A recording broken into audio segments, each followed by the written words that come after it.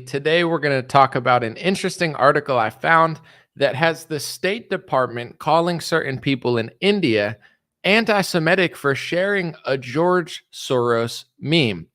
Which George Soros meme did they share? Is it anti Semitism? And does this live stream and this exhibition prove that it doesn't actually matter how pro Israel you are? If you're calling other people anti Semitic, eventually those accusations are going to be turned against you because of the broadening definition that they're not just passing all over the world, but in America, and it's on the State Department website. God bless you guys. I think you're going to enjoy this one. We'll do a Cliff Notes version at the beginning of a quick Instagram reel and TikTok I made. Then we'll get into the full article. God bless you guys. Give me a thumbs up for the algorithm. Thumbs up in the chat if all the audio sounds good. Dream Rare Podcast starts now. It's the Dream Rare Podcast. Welcome to the show. The way to get the news at the desk or on the road. Let's go. God is great and success in our control. The world is crazy, but we get better from obstacles. Yeah. What's going on, everybody? Sorry, I'm doing a little production work in the background.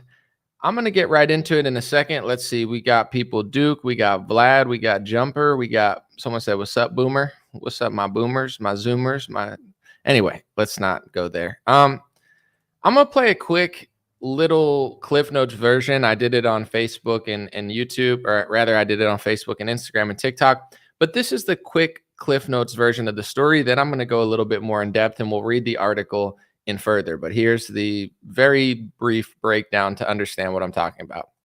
So according to this report, the U.S. State Department accuses India of anti-Semitism for pushing conspiracies against George Soros. Despite the fact that India is one of the most pro-Israel countries in the world, they're being accused of anti-Semitism for sharing a puppet meme showing George Soros controlling the strings of Congress, because it's of course an anti-Semitic conspiracy theory to talk about Jewish individuals controlling any aspect of society. Now what's even more interesting is Republican pro-Israel media companies such as Breitbart and the New York Post are also doing similar stuff, accusing George Soros of being behind college protests. But what Republicans don't seem to realize when they're cracking down on anti-Semitism is, as I've been trying to tell people for years, Trump, DeSantis, Kemp, Noam, Huckabee, Sanders, Youngkin, and most of the Republican Party is passing anti-Semitism hate speech laws, which says that it's anti-Semitism, aka hate speech, to talk about demonizing or stereotypical allegations such as the myth about a world Jewish conspiracy or of Jews controlling media, economy, government, or other societal institutions. Yes, that's on the statedepartment.gov website.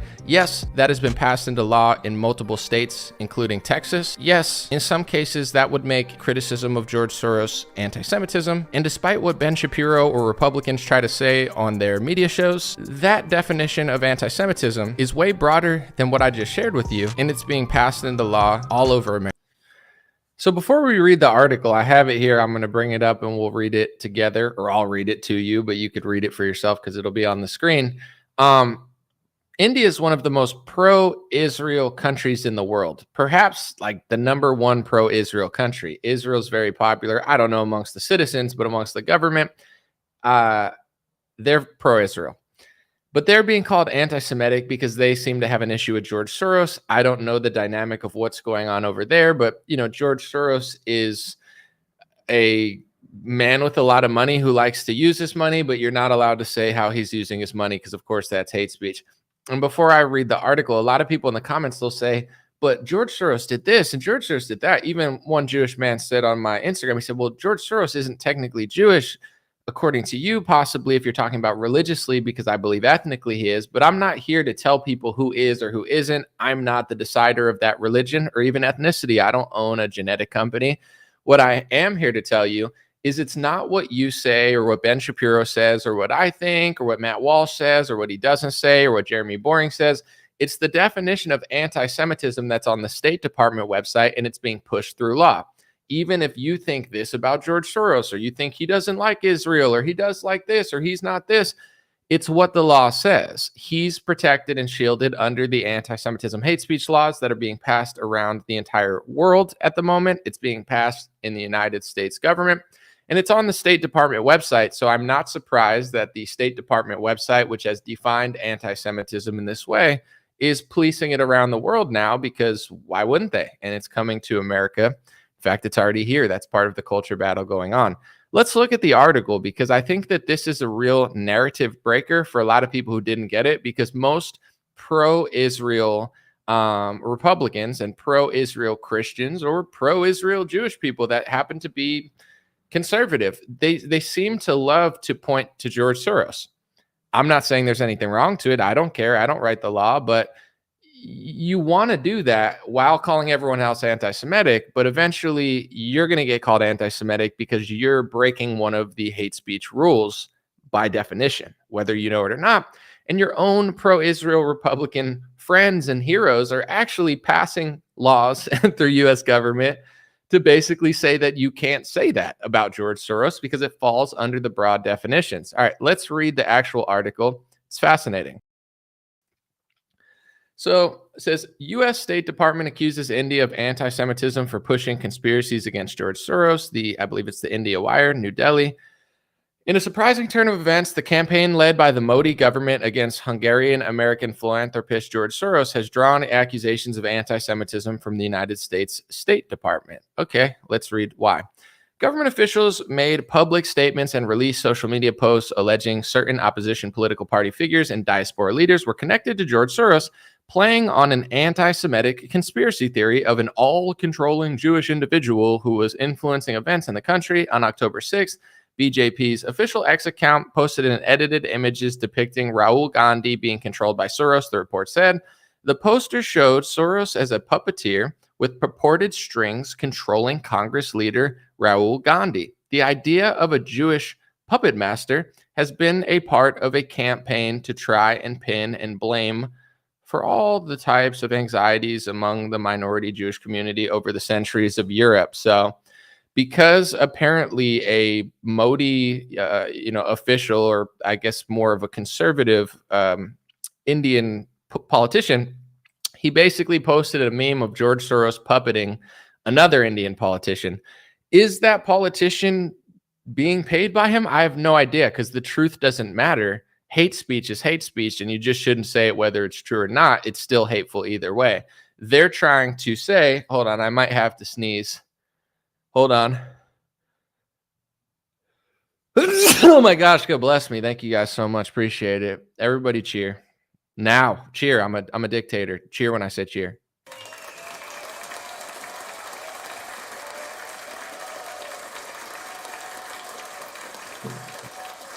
Thank you. Appreciate it.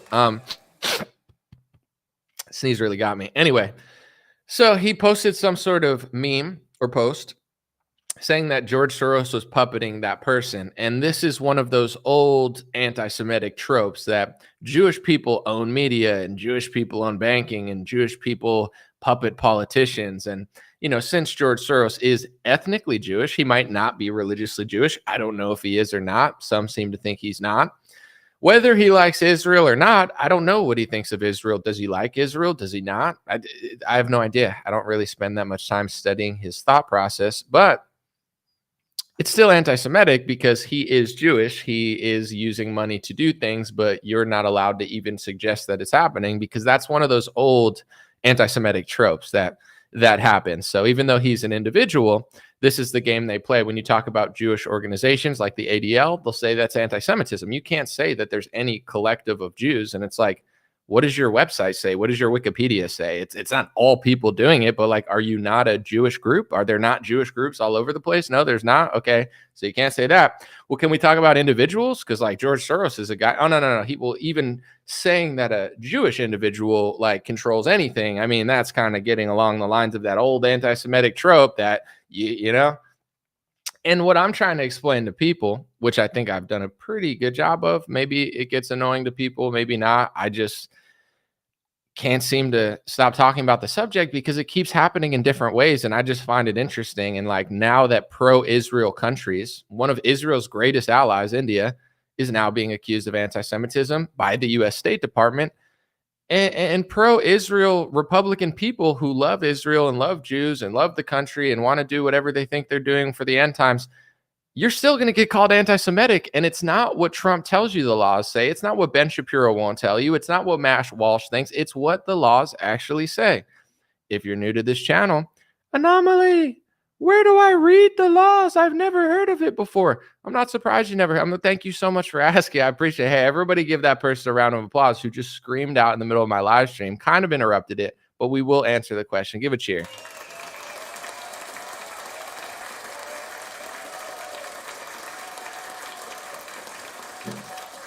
Wow, Jessica, I'm glad you asked. You could find that list of hate speech phrases and broad terminologies of, saying that George Soros owns anything is anti-Semitism.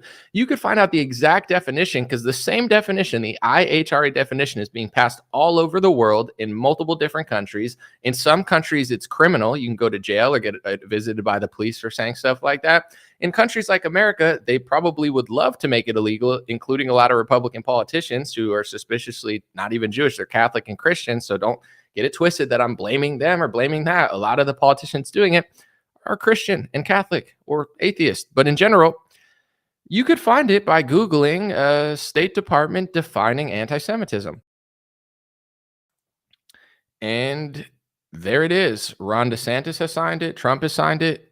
The reason that I'm pointing this out before I read comments, and I'm going to take it easy today, I'm not going to like harp on this too much more, but it doesn't matter if you love Israel. It doesn't matter how much you like your Jewish neighbor, or even if you are Jewish. What the laws are defining anti-Semitism. They're all right there.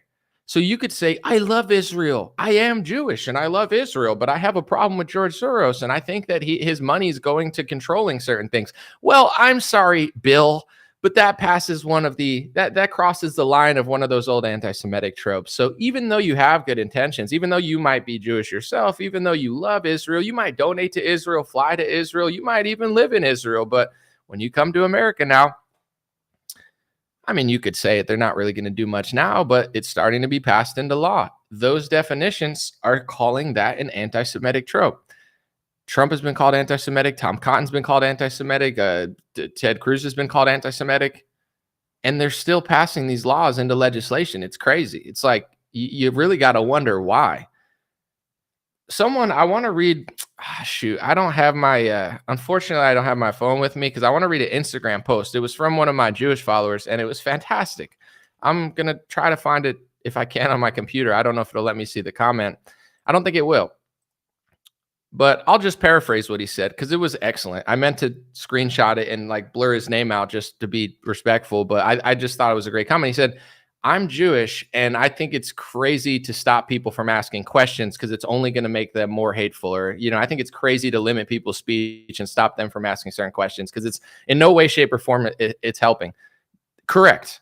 And this is what's so frustrating about these anti-Semitism hate speech laws that will call you anti-Semitic over talking about George Soros. It doesn't help Jewish people.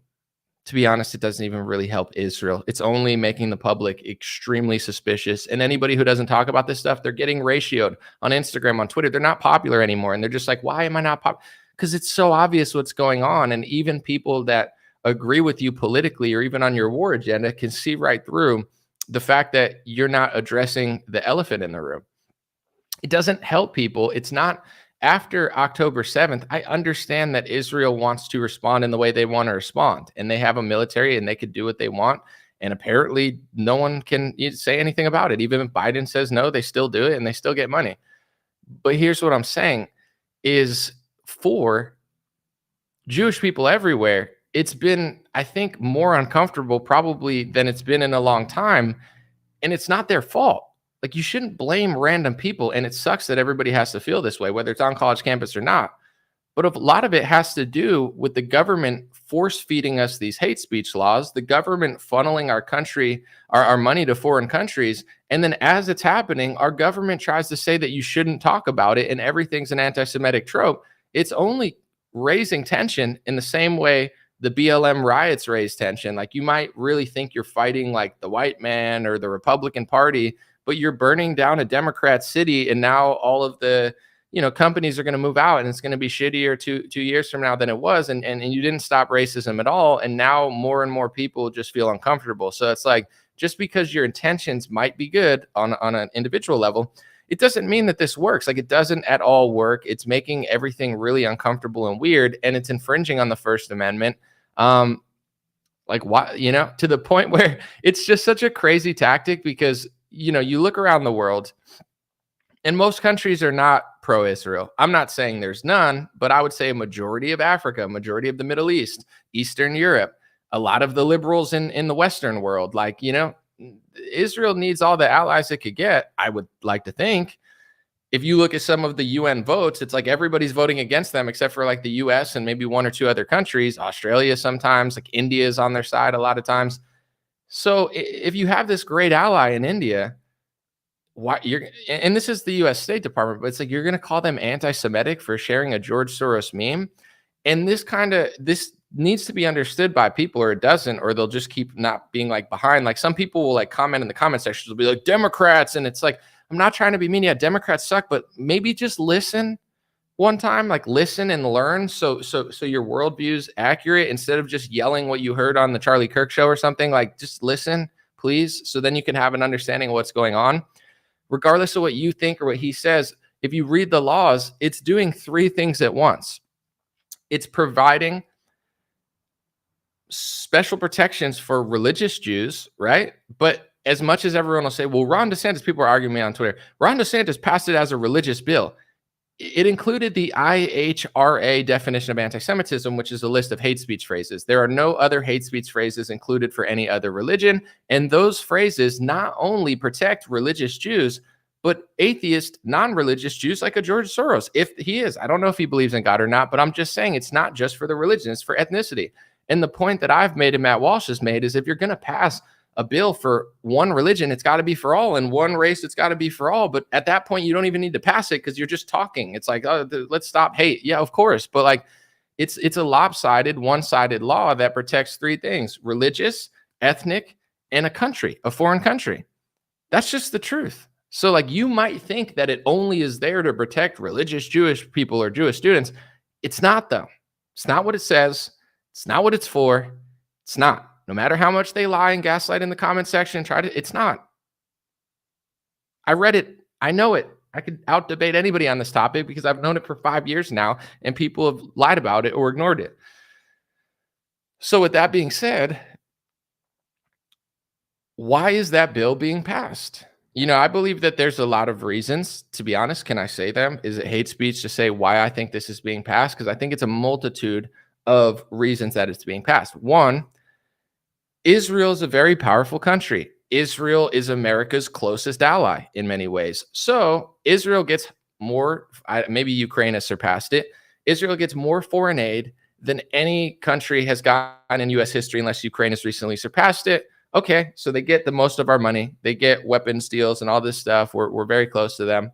So that, that hate speech law, it's there to protect our ally in the same way, the regime in America protects itself through other ways and gaslighting you when you want a president that doesn't listen to them. It's the same sort of thing. So that's part of it. If you listen to most Republicans, Mike Pompeo, they sound like pull string dolls. Like it's like they say anti-Zionism is anti-Semitism. So now they do two things. It's a lot of word salad, but people will go, that makes sense, because if you hate Israel, then that means you hate Jews because that's their homeland. It makes sense if you're really not paying attention. Like, yeah, why would someone do that? It doesn't make sense. But there's two parts of this that are super sneaky, in my opinion. First of all, anti-Zionism is anti-Semitism. I've been called an anti-vaxxer. I don't consider myself. I don't like, cranberry juice. Actually, I love cranberry juice, but I don't like plum juice. Does that mean I'm anti-juice because I don't like certain, like fruits? It's like, like what they'll say you're anti whatever, it doesn't mean, or like a xenophobe. Like they always exaggerate to try to make it so extreme. Like you hate everything because you make one topic. You're pro Putin if you like this. It's like they never stop doing that. So by saying anti-Zionism is anti-Semitism, you got to ask, well, first of all, what do you mean by anti-Semitism? When you pull up the list, anti-Semitism has way more to do with a lot of things, not just Israel. It includes ethnic and religious. Okay. What do you mean by anti-Zionism? Because the thing is, there are some people who don't think Israel should exist or that they should leave and that they stole the land and that they should give it back to the Palestinians. But not everybody feels that way. Some people like myself, and some people have asked me, they said, Anomaly, why won't you talk about this or that? I'm telling you what I really think. At certain points, I'll talk about the war and the casualties, but if you want my honest opinion, I'm reading stuff on Twitter, so I don't want to look stupid and like post something that's not real, because both sides of a war could lie and they could be exaggerating.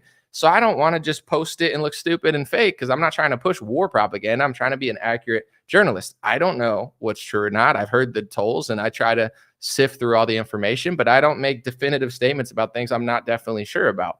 With that being said, when it comes to anti-Zionism, they will accuse you of an anti-Semite and an anti-Zionist for simply saying, I don't agree with the speech laws. Well, now you're anti-Zionist. I don't, like, maybe you love Israel, but you just want them to stop killing tens of thousands of like innocent civilians. There's some guy, Xavier, I don't know, he works for PragerU now. He posted the other night, he posted something like 95% of Gaza is terrorists and terrorists in training, and the kids are terrorists in training, and we don't want to have that conversation. And it's like, dude, I haven't been calling it a genocide. I've been respectful to Israel and I think Palestine. I've tried to call it fair and be honest about it, but I haven't called it a genocide. But when you got PragerU hosts literally saying 95% of them and the kids are terrorists, that sounds pretty genocidal, dude. So for someone like myself that's been cautious to call it that, you're pretty much calling for that, which is insane. If it happened the other way, my gosh, imagine the backlash. Or if they said that in America, that it's nuts. But anyway, when it comes to why they're passing these speech laws and you read them, it's doing a multitude of things at once. It's basically limiting criticism of Israel, trying to say any conversations about Israel are hateful, and that means you hate all people. And it doesn't make sense to anybody that's paying attention. I know they'll say, well, you can't possibly disagree with the government of Israel if you don't hate all these people. Do I hate Ukrainians? Absolutely not. Or Russians? Or I could have an opinion about a country.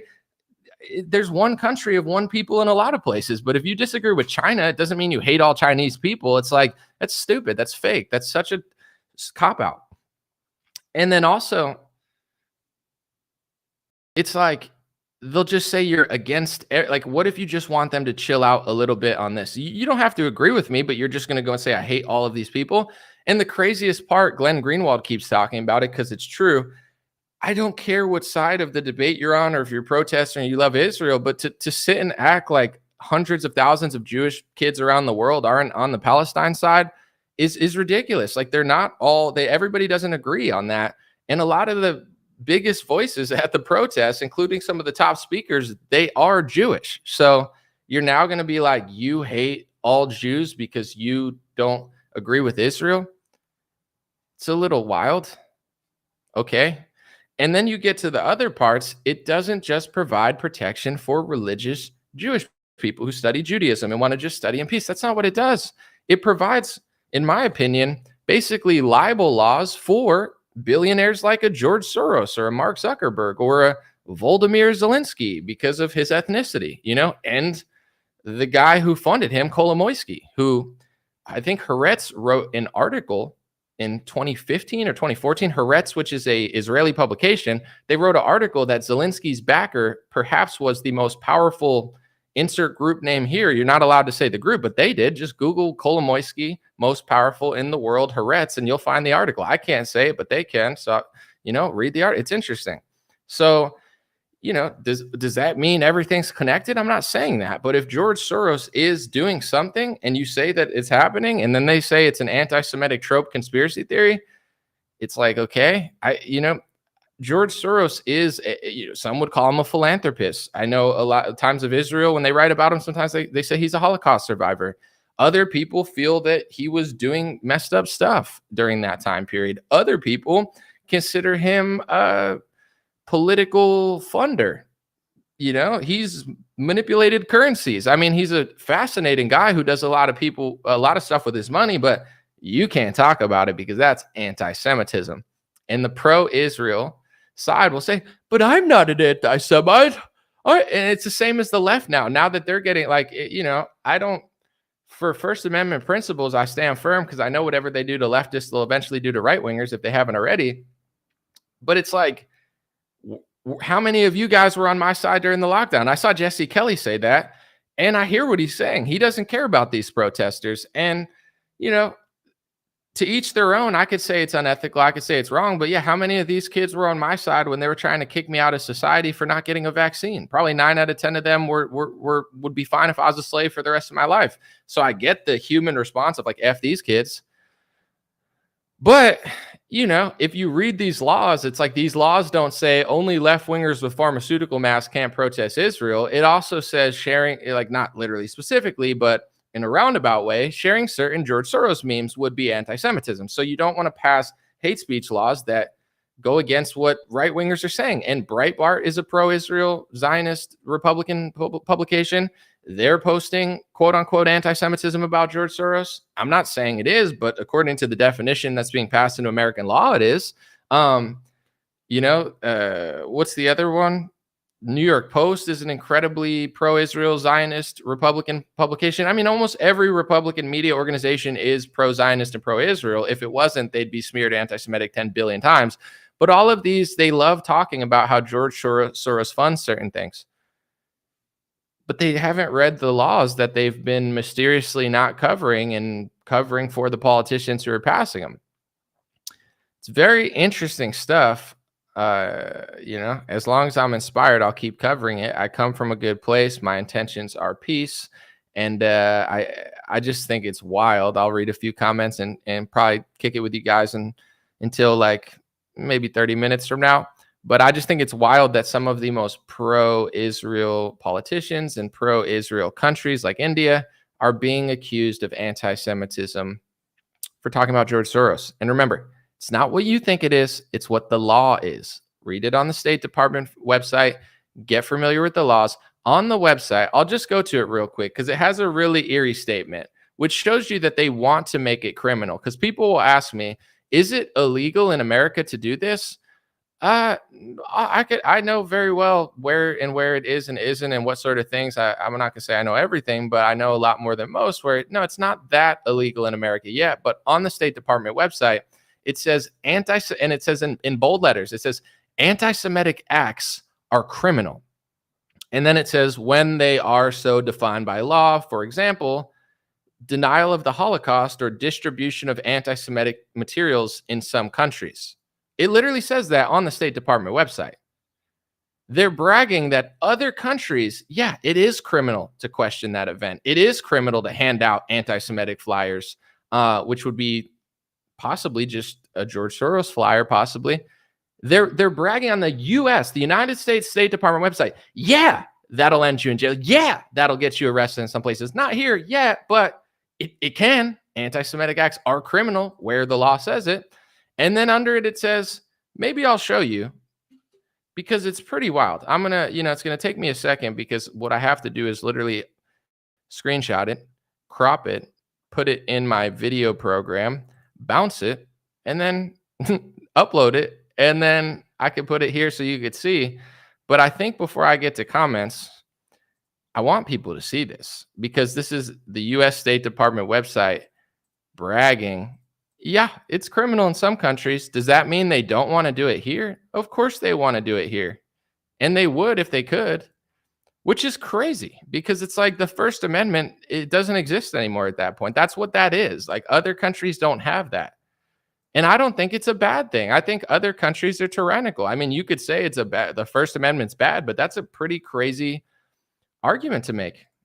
I think most Republicans and conservatives and even most liberals, especially now that they finally want to use the First Amendment, for a while they didn't give a shit, which was crazy. But now maybe they woke up or maybe not. But I'll show you because this is really important. And then I'll say what's going on in the country now, because there are places that DeSantis and others are trying to hype up certain charges like handing out flyers and littering. I watched videos of DeSantis where he says, he basically tells his followers to litter and says, if Democrats come to the state, he says you should put flyers on their, on their cars basically to say that they should vote, Republican. So he's fine with littering and breaking the law and passing out flyers on private property if it's for his political agenda. But if you do that for anti-Semitic material, which could even just be a George Soros meme, and you pass it out the same way Ron DeSantis wants you to pass out other flyers on private property, I believe he's hyped that up to prison time. Like it went from like littering to like a felony or something. I don't know the exact legal terms of what it is, but like DeSantis is going like he's Mr. Fly to Israel and pass Israel loyalty laws and anti-Semitism laws. Like that's just who he is. I don't know. The dude's like obsessed with it. It's like every year he flies there. And the first time he flew to Israel, it was the first Florida bill in US history ever passed on foreign soil. And the bill he passed was literally for a foreign country. But nobody cares because everybody on the right is so brainwashed by the false paradigm, or they agree with taking away the First Amendment. I don't know. Anyway, real quick, here's the State Department website. Here's what it says at the bottom of that defining anti-Semitism page. Hold on one second. It's pretty impressive how I kept talking and did all that editing, right? I screenshotted it, I cropped it, I put it in my video, I bounced it. I did all this. I have nobody working with me. Ready? Watch. There it is. Anti-Semitic acts are criminal when they are so defined by the law. For example, denial of the Holocaust or distribution of anti-Semitic materials in some countries. This is on the U.S. State Department website. Criminal acts are anti-Semitic when the target of the attacks, whether they are people or such properties such as buildings, schools, places of worship, and cemeteries, are selected because they are perceived to be Jewish or linked to Jews. So even perceived to be or linked to, that's weird wording. Someone said anti-Semitic discrimination is the denial to Jews of opportunity or services available to others, as is illegal in many countries. The first one is just the interesting one to me. I mean, the other ones, I get it, but like, it's just like, yeah, it is criminal in some places. Not here yet, but it is in other countries. Does that sound like the U.S. State Department doesn't want to do that here? Imagine the police visiting your house for sharing a George Soros meme. You could share a meme of Justin Trudeau dressed up. Like I share Justin Trudeau memes all the time, but not somebody of George Soros's ethnicity. No, no, no, no, no. That's too much. Welcome to the United States of America? Question mark. It's getting pretty obvious. I'll read a few comments. I'll hang out for 20 or so minutes, and then I'm going to keep it moving. Someone said we need anti-Christian rules if that's the case. Well, all these Christian and Catholic politicians, they don't work for Christians or Catholics. And I'm not asking for a law. I don't need a law. But yeah, you would think like, I guess a way to counter that would be to try to do it the other way. I mean, there's different methods that you have, but all the Christian and Catholic politicians, they don't care. They're passing these laws. But here's where I never blame other groups. I only blame ourselves. I'm not blaming another country for America's problems. America's problems are not Israel's problems. America's problems are America. And I know some people will be like, what do you mean? We're not the victim of Israel. The people here don't care. If Republicans and Christians like passing speech laws that are for another group, not for them, that include the word Jesus, then Christians are too stupid to lead or have a country or have anything. Or have the First Amendment. The First Amendment was not given to us by God. The First Amendment was given to us by the founding fathers, and it could be taken away by human beings. I love God. I appreciate God. God put the founding fathers there. But, if you're too stupid to know this stuff, then you lose it. But this is the type of stuff I'm talking about today. You're not gonna see this on 99%. Like Charlie Kirk will never say this. Ben Shapiro will never say this. Matt Walsh will do an impressive but watered down version of it. They'll never talk about it. All of the content, most of it, if you go to Instagram, it's all just looping you in circles, looping you in circles, looping you in circles. When I usually talk to people, they don't even know what I'm talking about. They're like, I don't get it. I love Israel. I'm sure you do, but that's not what the law says. They're not, it's not like they're putting you up to a test and determining how much hate you have in your heart. Read the laws. I don't have hate in my heart. And this bothers a lot of people. I don't hate Russia. I don't hate Ukraine. I don't hate Palestine. I don't hate Israel. I don't think it's cool to say that they're all bad on one side. I don't think it's cool to say that they're all bad on another side. I know like that's an edgy opinion now, but it's like I don't have a lot of hate in my heart. I'm just telling the truth. I think the truth sets us free on these topics because the lie leads to wars and a country in shambles like America. It's that simple. But they don't put, it's not like they put you up to a machine and test how much hate. They just say you're hateful. You're hateful. You're hateful. You're hateful. That's all it is. That's all they'll say. And then they'll confuse you with Ilhan Omar or Alexandria Ocasio-Cortez, and they fool both sides. What's her name? Alexandria Ocasio-Cortez. She's a total puppet. She's not even like progressive. She's like a total Biden stooge loser, playing both sides all the time. Well, she's a lame. But they trick the left with her. Like, look how cool AOC is. Her energy is like demonic, whatever. And then the right, it's like, look at AOC and Ilhan Omar, and boing, boing, boing, boing, boing. It never ends. But the truth is peaceful. It's simple. It's not constant running in circles. Let me see. Thank you, Don. I appreciate it. Someone said Boston Dynamics robots are bad. What are you talking about? My brothers and sisters at Boston Dynamics are so not bad. They are good for humanity. Please give up your job. Let Gavin Newsom raise the minimum wage so my kiosk brothers and sisters can take all of your minimum wage jobs. That's the only way to beat the Republicans. Calm down with that anti-robot hate speech, bro. What do you hate, all robots? Huh? Are you anti-robomedic? That's a little weird, dude. I've never heard you hate on my robot boys before. I mean, I'm not a robot, but I know some. I'm just kidding. Anyway.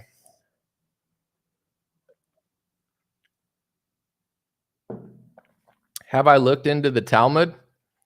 Yeah, I've read it back and forth 10,000 times. Now, I mean, I'm familiar with some of the text, but for those who don't know, the Talmud is I believe the oral Torah that some would say, where it's like it's like as long as an encyclopedia. I don't know how many books it is, but I think the Talmud is like several books that takes up an entire bookshelf of like dozens of rabbis arguing with each other. So no, I haven't read the entire thing. I haven't even bought one, to be honest. I don't think it's really for, what am I called? A Gentile or a Goy or whatever. I don't think it's really for me. So I think back in the day I couldn't even think about it, but now, no, I don't like read it, but I've heard certain quotes and certain passages from it for sure. But you know what most people would say that do like it, they would say that the Talmud is not necessarily like a book of like laws. It's a bunch of rabbis arguing back and forth. So it's like, you know, there's a lot of different arguments in it. I don't know if it's the gospel or just something that they want people to read to consider. So I don't know. But I know that it does say that Jesus is boiling in hot excrement for eternity or something. Like they hate Jesus so much, or someone in the Talmud hated Jesus so much that they think he's boiling in poop forever. It's pretty wild. But anyway, Jay Case with the super chat, he said, when it comes to the speech laws that they're passing, will they go to the SCOTUS as a violation of the First Amendment? I'm not sure. I've talked about this before. Thank you, Jay. It took a really long time for the SCOTUS to like weigh in on lockdowns and that sort of stuff. They picked the wrong side of the vaccine mandate, which was crazy to me. So I don't know if they're ever going to cover it. I would think at a certain point they would, but I don't know which way they're going to rule because, you know, it's the court's only as good as the people on it. And I can't tell how sold out these people are because, you know, like, are they honest? Are they bought out? Are some of them like half-baked conservatives? I can't tell.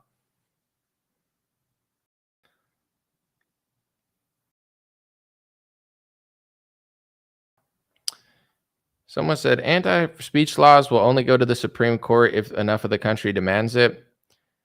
Yeah, or if there's a case that's so big that someone wants to put in the time to get it there. But I'm not really a litigious person. I try to avoid it at all costs, to be quite honest. Jay says, does Israel need the United States? It's a good question. I don't know.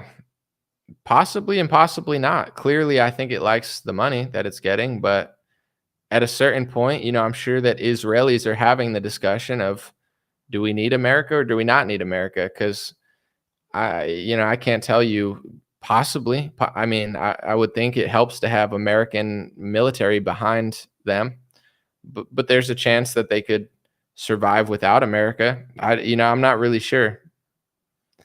I guess my only thing is because listen, I like the people of the world. Not everybody like bad people, but I like good people everywhere. It's sad to me because, like, I was talking to this one guy in Israel. He was super cool. we were talking and just on Twitter, 2019, 2020, like he would tell me that Israel's economy is way better than America's economy and like we're screwed and they're crushing. And he lived in Israel. And I was like, it was cool. I'm not offended by, fiscal conversations. Like the guy was super cool. Never said anything bad to him, never thought anything bad to him. But eventually he just started calling me anti-Semitic all the time. Couldn't really articulate why, just started doing that. So I think when it comes to like if Israel wanted to do stuff without America, I don't care either way. Like if you say we want to be attached at the hip with America forever because it's awesome, or you say we don't, I'm not going to call you anti-America. If you're Israeli and you're looking out for your best interest. There's nothing wrong with that. I don't care. I'm not offended. But it's like when you're just calling everybody anti-Semitic all the time. You're like, we don't need you, but we want your money, but we don't need you, but we're going to take your money, but we don't need you, but we need speech laws, but we don't need you, but we want your weapons. It's like, it's a little annoying. It's like whether America and Israel are together or not, I think it's the way that it's happening that's extremely annoying. And, I watched another lovely woman that was really great during COVID that I was following for a while. And I know she lives in Israel. I think at one point it said like you could come out, or I don't remember if she invited me, but like, it's a great lady, right? Israeli, awesome. Once the war's broken out, I saw her retweet. This really bothered me. She retweeted that like a page that was harassing Thomas Massey for not funding Israel. So it's like you live in a foreign country and you're harassing an American politician who's the best politician we have for not wanting to fund Israel. That would be like if I was doing that to like if an Israeli politician said, hey, let's not give hundreds of billions of dollars to America. And I was like, oh, he's an anti-Semite. Like, it's really messed up. No, it's not Laura Loomer. She lives in America, but it's someone else. It's an Israeli woman. I told you she lives in Israel. It's just messed up. Like, and like, that's the issue that I think people are missing is like, they have no self-awareness, no self-accountability. They're constantly just accusing people of stuff, and they don't even take a second to like realize how they're acting, because even suggesting that they, think about how they're acting is engaging in anti-Semitism. It's like, I would think that Israelis would think I'm crazy if I was just like harassing their politicians constantly for not funneling money to America. I would never do that. Like I give way more grace and leeway to Israel than they do to American politicians. But it's like, even people that are on your side, it's like they act like that way sometimes. And it's just disappointing. It's like when you say you like Trump in 2017 and your liberal friend just stops talking to you and says you're a bigot and you're an extremist. And you're like, why? I wrote a guy's name on a piece of paper for a vote. Like, I didn't want to vote for Hillary Clinton. And they're like, oh, you hate people. It's that same dynamic. But, a lot of the pro-Israel Zionist side is that way completely. I want to show you this one tweet because it's crazy. I'm going to do the same thing I did before and like screenshot it and then just like post it.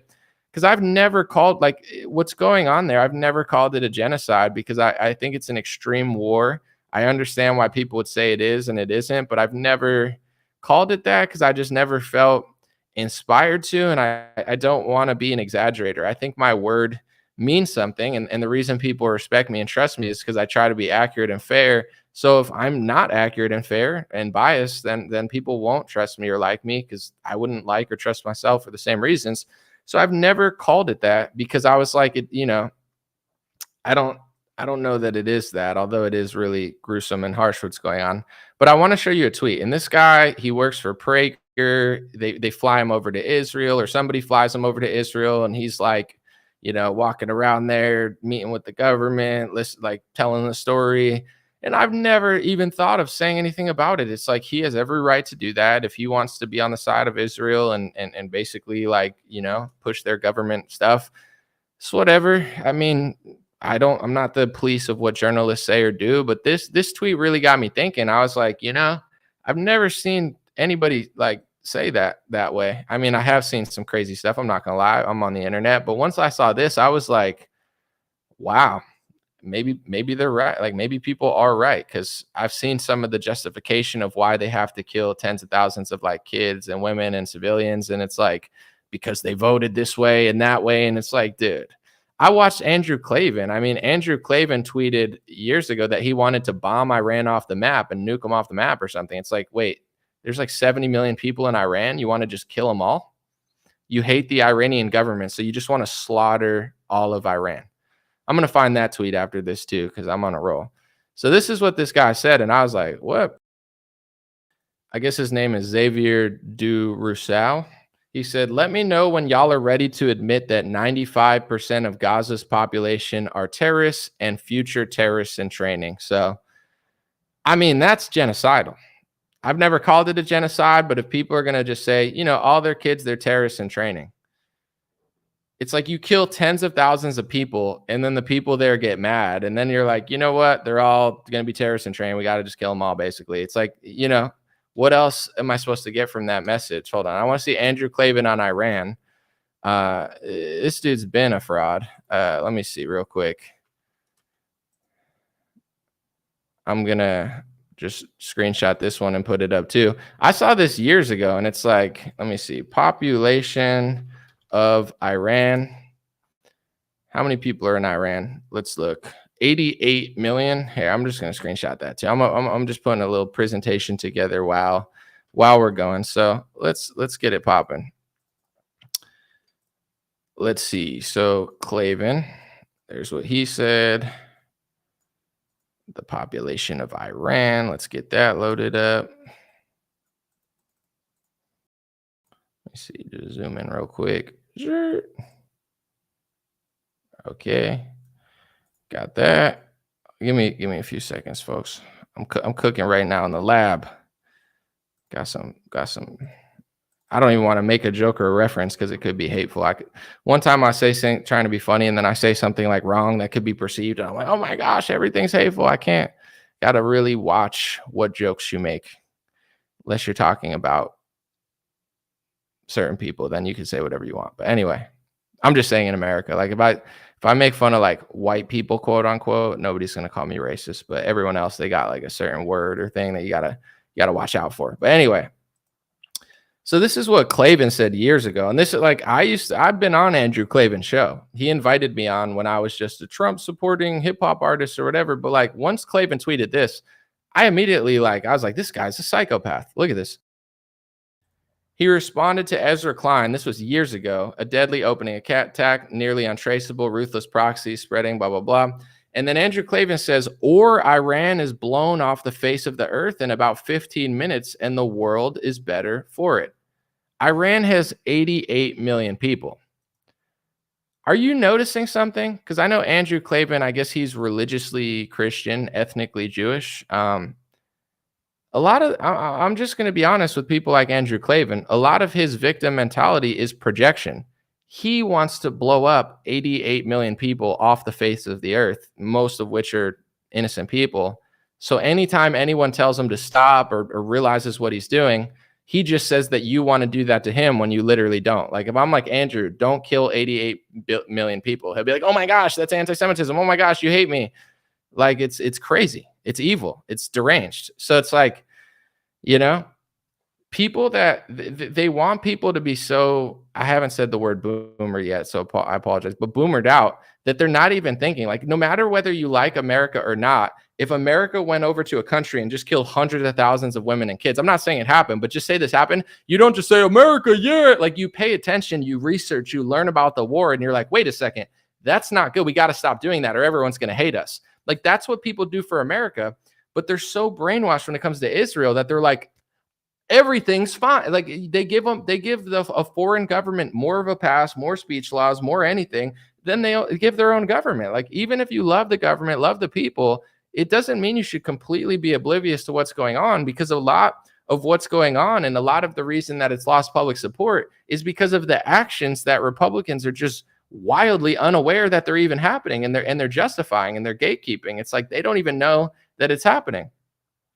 One of the only reason that people know in America that Christians have been murdered, I don't know how many at this point, but it's not zero, was one of the best politicians in America. He's one of the only good ones, Justin Amash. I think he's retired for now, but he's like a solid libertarian. He plays both sides kind of. He's like Thomas Massey, but not as good in my opinion, but he maybe he is as good. I don't know.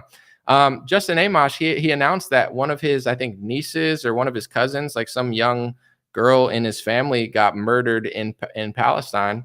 they were hiding near a church because they thought that it was a safe place. Like, oh, if we hide at this church or near this church, then we won't get killed. But turns out they got killed. And, Justin Amash had to tweet, this is really sad. Like, multiple women in my family have been slaughtered. He put up a picture of them. They look super nice. For those who actually, quote unquote, are racist and they think they're out there just killing brown people, which is crazy and evil. It doesn't matter if they're Muslim or Christian or Jewish or black or white. You should be concerned with anybody dying. But for those Fox News boomers who think that they're just beating up the Muslims or whatever, these were like light-skinned Christians. And a lot of the people being killed are super white-skinned. Not that it matters, because it's insane to care about that. Be like, oh, it's fine if we're just killing Muslims. But that's how a lot of these demonic Fox News boomer, Republican, Trump mouth droolers, that's how they think. They're like, we're out there killing the Muslims. It's like, no, you're slaughtering the family of a politician, and he's like white. But Palestinians, they're a mixed bag, but a lot of them are super light skinned. I'm just saying, it's like you go to Iran, it's the same thing. A lot of Iranians are light skinned. They're not all like dark, but it doesn't matter. I'm just giving context, because like you listen to Fox News, and that's why a lot of left wingers literally think you're racist, because if you are like, we're killing the Muslims, and it's like, you're actually not, though. But even if you were doing that, it's pretty crazy, because your interpretation of what's going on everywhere isn't actually what's going on everywhere. Like the narrative that you've been fed in order to justify all these wars is not actually true. It's like in Syria. Once again, it doesn't matter. But in Syria, it had, I think, millions of Christians. After America intervened, the Christians are going everywhere. They're displaced. They're dying. And it's like Christian patriot Republicans are like, yeah, we're fighting the Muslims. It's like, you're killing Christians, and you're so stupid because you watch like Fox News and the Charlie Kirk boomerzoids. You don't even know that that's happening. And then people will do reports and they'll be like, Christians are the most persecuted group in the world, says Pew study. I'm not playing the victim, but it's not hard to see why. Christians in America support groups that are killing Christians. Christians in America support politicians that are killing Christians. Christians just gave $20-30 billion to a country that's funneling money to actual extreme Muslims who are killing Christians in Armenia and trying to take over their spot. Of course, that's the most persecuted religion in the world, because Christians are so brainwashed that they're killing their own people. It's bad to kill anybody, but it's like, they're like, we're fighting over Israel and the Muslims. You're actually not, though. Like, wake up. And that's the crazy thing, is like, everybody over 50, like 70-80% of the Republicans believe that shit. The younger generation is not that stupid. And I'm sorry, I'm not trying to be rude, but it's like when you justify wiping out entire populations and just slaughtering like kids, it's pretty weird. And it's not Christian. But I'm not saying that's all that's happening, but it's like these things are not going to be fully reported anywhere. Because if you ever figured out that it was happening, then of course you wouldn't support it. So they have to fill your brains with all this other crazy stuff. And it's like, when I saw this tweet, I was like, I've never called it a genocide. I've been fair. I've tried to do a journalistic job to be like, I understand it's complex. Like, is this not like saying that 95% of Gaza's population are terrorists and future terrorists in training? And then what is Ben Shapiro when he sees a bunch of kids on a college campus, including a lot of these kids are Jewish? He calls them Hamas. It's not hard to figure out what it seems like people are trying to justify. 95% of the population's terrorists. Let's kill the terrorists. The college students are terrorists. They're terrorists. They're terrorists. They're trying to justify killing a lot of people.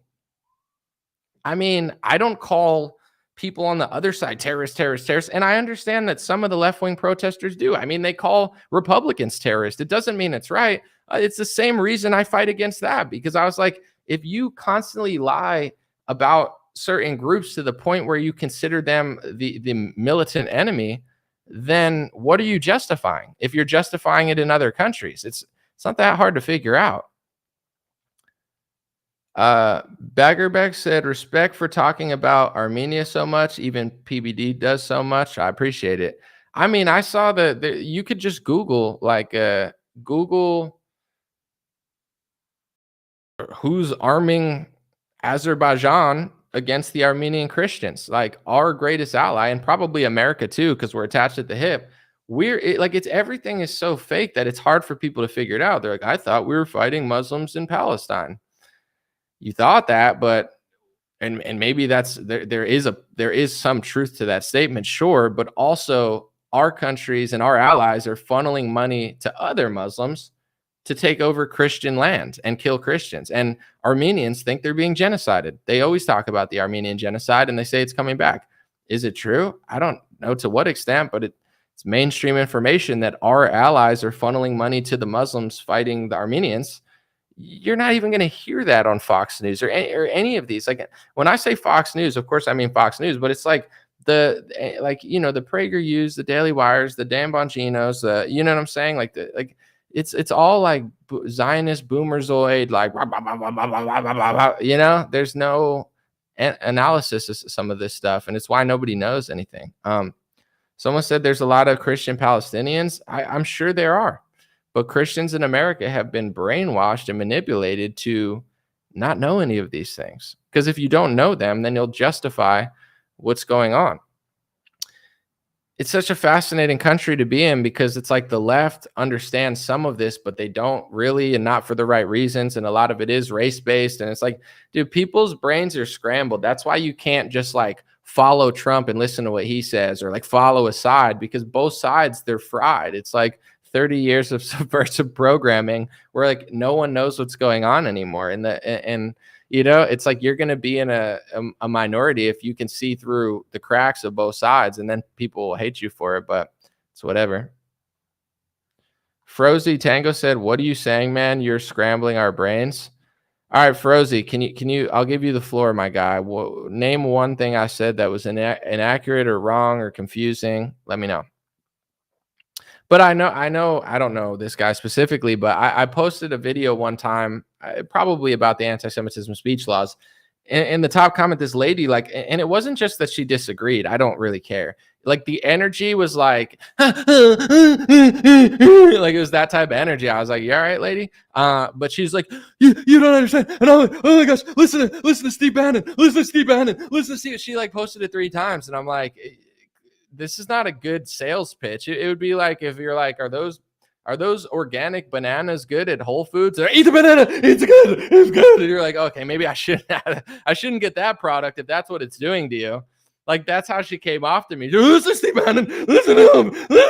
And I'm like, no, this is not the way to get me to want to do that at all. At all. Like so far from making me ever want to do that, because like, but it's basically like I'm speaking the truth about a topic that she has heard the opposite of, but she can't figure out like why I'm wrong, because I'm not wrong. And I'm telling her the truth that either somebody else lied about or they're not talking about. So then it's like the spiral, like, go listen to that. I listen. For what reason though? Why? Like, okay. Like it wasn't just like a casual go listen to it. It was like this, like psychotic breakdown. I was like, all right, no, thank you. Frozy Tango said, "I think, bruh, you are confusing U.S. empire for religious and light skin prosecution." I think you meant persecution, but I get it. No, I meant what I said. I'm literally going to repeat myself, and it's going to make sense just like it did the first time. I don't even have to do this because I already said it clearly the first time. I think it's wrong to kill innocent people of any race, religion, and gender. However, sometimes left-wingers tend to justify it if they're lighter skinned, and sometimes Republicans get tricked into thinking they're fighting radical Islam, many of which are darker. And I'm just pointing out that not only are some of the people Christian that they're doing it to, but a lot of them are light skinned. Not that it matters, not that I think every liberal or conservative is racist and they think this way, but unfortunately, a lot of people do think in the terms of race, you know, like a lot of times left wingers, they don't get it unless there's a race component to it. And the right wingers, they think about race in that way. So I'm not saying that's why it's happening. I'm not saying that you have to care, but I'm just, I meant exactly what I said. And I think I said it clearly. And I do personally believe, just based on all the evidence and information, I do believe that the American regime, which is totally not being controlled by anybody, it's definitely being controlled by our best interests and our people or whatever, but the American regime, I'm just noticing a pattern of what their priorities are. It's so easy to figure out. The border is not a priority. They can't come together to close the BLM riots, but they do for Israel. You do have to sign an Israel loyalty pledge in order to do business with the Texas government. This is interesting. You don't have to pledge loyalty to Uganda or Saudi Arabia, as they pass hate speech laws to say that you can't say that the country has power that literally you have to sign a loyalty pledge to. It's obvious. Like, there's speech laws that say that you can't say a group has power while you have to sign essentially a loyalty pledge to get government contracts in the United States of America. It's pretty obvious. And then you look at certain, like the Ukraine versus Russia war. Since America's been funding Ukraine, they've been getting less and less Christian, less and less Catholic. Their laws have turned into like LGBTQ blasphemy laws. They have the same type of gay laws that San Francisco and stuff try to promote. And then they're fighting one of the only strong Catholic, Christian, or whatever Orthodox countries in Europe, while the rest of Europe is getting flooded with migrants and just getting super gay. Like, I'm not saying they're for sure doing that, but it's like, why they always want to go to a conservative country that's either Muslim or Christian and make everybody gay. Like, it's like they're so bad. It's like, okay, yeah, like look, the exact opposite homosexual blasphemy laws are being passed in Ukraine and Russia. I'm not saying you have to agree with either side. You might be gay listening to this. I'm just saying, if you look in Russia in the last couple of years, they've passed a more Christian version. If you look in Ukraine, they've passed a gay blasphemy law where it's like hate speech or hate crime to say this about the gays. Like, that's what it wasn't that way 5 years ago, but now it is. I noticed those patterns in foreign policy. It's just like a smart person recognizes patterns. Chess is a pattern recognition game. Doesn't mean everything's right and every correlation is a causation, but it's like, is there ever a time like that we don't do that in the last couple of years? Like, I don't know. It seems a little odd. And then people are like, Christians are the most persecuted religion in the world. Obviously, because we have no representation. All the Christian leaders are killing Christians. It's not hard to figure out. They're fighting Christians. Other groups don't do that much, although Islam does fight Sunni, Shiite. They fight each other for sure, over like which one's right. But and other races and stuff fight each other too. It's not like fighting is unpopular or uncommon in the world, but it's just not a shocker. Cowboy Bear says, this is why I know Jehovah's Witnesses are true worship. We only follow the scriptures, put brotherly love before everything, and refuse to get involved in politics or military. Both sides are satanic. Thank you, Cowboy Bear. I appreciate the super chat and the kind words. Frozy says, so what is this rapture? Is it satanic and non-Christian? Well, I'm not your pastor, but I think if you want to understand I think it's called dispensationalism. Is that the exact terminology of it? Not all Christians, especially in history. Like, I'm not going to tell you which way to think, but I will tell you where to hear both sides of it, and then you can come to your own conclusion. For thousands of years, Christians, Catholic, they didn't believe this idea that they have to worship a country filled with people who don't believe in Jesus in order to get into heaven. Like, this was never the interpretation of the Bible for all of U.S. history or all of world history, because there was no, Israel. I think the Rothschilds got Israel in the 1900s under the Balfour Declaration, and then the Rothschilds got the green light to rebuild Israel or create Israel, or however you want to look at it. So for thousands of years, this new dispensationalist, Christian interpretation, it didn't exist in the Christian world, in the Catholic world. If you ask your pastor, like, who are the greatest Christians of all time? Who are the best Christians of all time? Who are the ones that saved Christianity, like a Martin Luther, etc.? They never thought these things. In fact, in many cases, they thought the exact opposite of what the mega churches and the mysterious pastor with 15,000 private jets is teaching. So where did that come from? It came from Zionism. Zionism was an idea in the 1800s created by Theodor Herzl that was manifested in the 1900s in reality.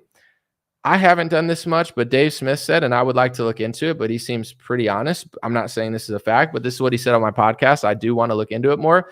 He said that Theodor Herzl was not a religious person of Judaism, but he was Jewish ethnically. And apparently they were looking, and I do know this, they were like looking for lands. It wasn't like, oh, we're definitely going to take the land in the Palestine area. They were looking in other places in Africa. And according to Dave, they thought, well, we need some Christians on our side. So if we tie it to the Bible, then we could get them to support this. With that being said, most people, they reference the Schofield Bible as a turning point in Christian thinking in America, because there was a huge funding to the tune of, I believe, millions of dollars to fund the Schofield version of the Bible, which many Christians still get, that has a footnote that just pumps Israel, Israel, Israel, Israel. You're not a Christian if you don't support Israel, the physical land of Israel, the physical land of Israel. Support Israel. The Jewish people are the chosen ones, and you are Israel, Israel, Israel. And that wasn't a thought process before then. Of course, there is that interpretation, but many Christians still, and especially them, they thought of Israel as the people who believed in Jesus, or the church. They didn't think of it as the physical land of the people that don't believe in Jesus. So once Israel came to power, obviously America helped with it. The British Empire helped with it, with the Balfour Declaration given to the Rothschilds. From that point on, I mean, most mega churches are pushing that version of Christianity and Catholicism, or whatever you want to call it, the Zionist version. The Zionist version was not the version that they've been passing for thousands of years. It's the recent version. I'm not saying you have to agree with everything this guy says, because Pastor Steven Anderson is very controversial. He said a lot of wild things, and I'm not Steven Anderson, so I'm not justifying everything he's ever said or done. I am not him. I don't go to his church. I don't talk or act like him. But he did make a documentary called Marching to Zion. It got deleted from YouTube. I believe it got reposted. And Marching to Zion is basically the counter narrative to Zionism in the Christian church. I'm not asking you to agree with it. I don't care what you think, but people have heard 10 million times the version that is like, the Zionist version of Christianity. It's everywhere. It's PragerU, it's Daily Wire, it's the entire Republican Party, it's Breitbart. You've heard that one. You've heard it everywhere all the time. Some people were raised to believe it for 40, 50, 60 years. Sure, where to get that version of Zionism. It's everywhere. If you got a documentary for it, feel free to post it. But the counter narrative, I believe that's probably the best documentary to, disagree with it, would be Marching to Zion is the name of the documentary by Pastor Steven Anderson. I'm not justifying everything he says. If I post a video of Ben Shapiro and Louis Farrakhan talking about the vaccine, journalists start saying, oh, Anomaly is a Farrakhanite. I'm a Christian. I'm not of the Nation of Islam. I'm not a Farrakhanite. I don't agree with everything he says. Did you hear what he said about white people? Absolutely. I'm not. Did you hear? I'm saying what I'm saying, not what you're saying. I said, I'm not worshiping a leader because I posted a video of Ben Shapiro lying about the vaccine. I'm saying what I'm saying. So that's kind of that's like a very summarized history of it. But this is things, it's the same as like certain topics. I'm not telling people what to believe or if you're right or wrong, but they've never heard the other side. They've never heard the counter perspective because it's been hidden from them. When I talk about the speech laws, if people aren't just losing it because they listen to some other dummies, they're constantly like the people that are honest and like here to learn. Someone said he's crazy. That pastor, yeah, he is. He is crazy. He's wild.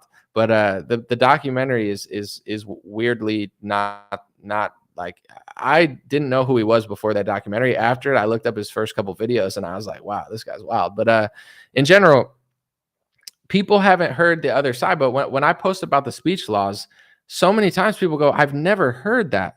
I didn't know that. Because most Republican conservative content is basically like a front, so you never hear it. It's not shocking to me that so many people haven't heard it, because that's like so many, like the Candace Owens thing is so profound for that reason. I don't agree with everything Candace has ever said or done, and she's not me. I'm not her. She's done and said a lot of things. She talks about queens and like foreign countries, and she goes hard, harder than I go on a lot of topics, because I'm not trying to fight with Meghan Markle today, but she is, and that's her First Amendment right. But in general, like I just don't want to be misinterpreted all the time. But I'm also not distancing myself. It's just the truth. But with that being said, when Candace started out talking about certain things, it's not even so much what she was saying, although it is interesting how hard she was going. It's the reaction to it. Their reaction to it was like, this is getting more popular than what's been saying. This can't happen.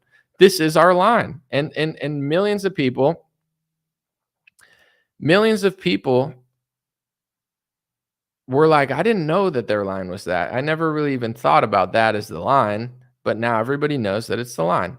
So it's like things like this kind of just show people how things are working behind the scenes, because it's always been that way. It's a concerted effort to not really talk about this stuff. But in general, I don't know. I don't know what else to do with my career, my life, because it's like, why? I believe in the First Amendment for good reason.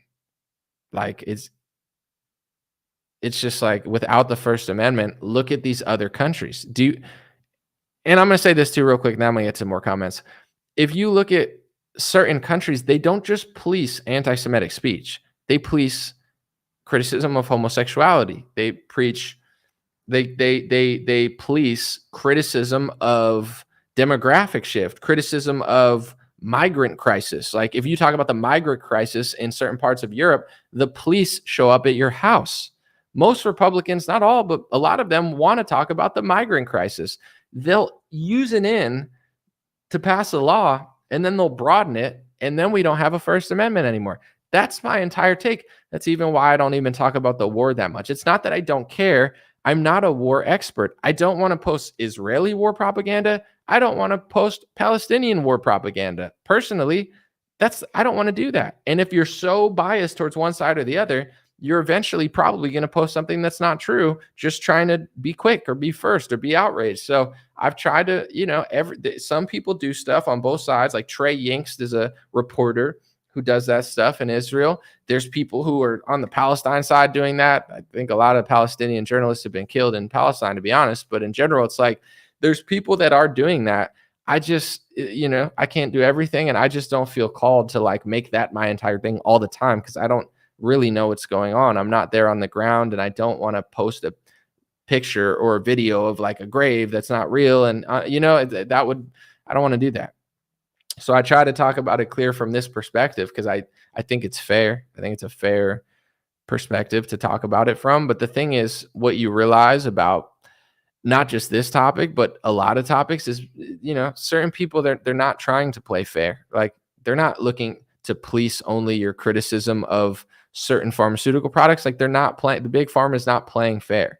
The left is not playing fair. The media is not playing fair. They're not interested in fairness. They don't want equal coverage of Trump and Biden. Like, that's not the game they're playing. So it comes with false accusations. It comes with, people misconstruing it. But I don't know what to tell people, but I got into this to not be that person and be a person that's telling the truth about it. So I don't have like an off switch. Kelly, I know you're concerned with this. I saw you chat with me, but so you said, how are the mass graves not real? I didn't say they're not real. I never said they're not real. I'm just saying I don't want to report on stuff that I'm not 100% sure on, because on either side, if it ends up not being real, I don't want to have to eat crow and look stupid about it. So, and also, to be honest, I'm not a huge fan of just looking at the most morbid, insane stuff and then reporting on it. There's thousands of people who do that on the Israel side. There's thousands of people who do that on the Palestine side. I'm not saying they're not real. I'm saying I don't want to make mistakes when it comes to war propaganda or war information. I don't want to make errors in that department. So unless I'm 1,000% sure, I'm not sharing it. Don't be like other people and just make up things I never said, please.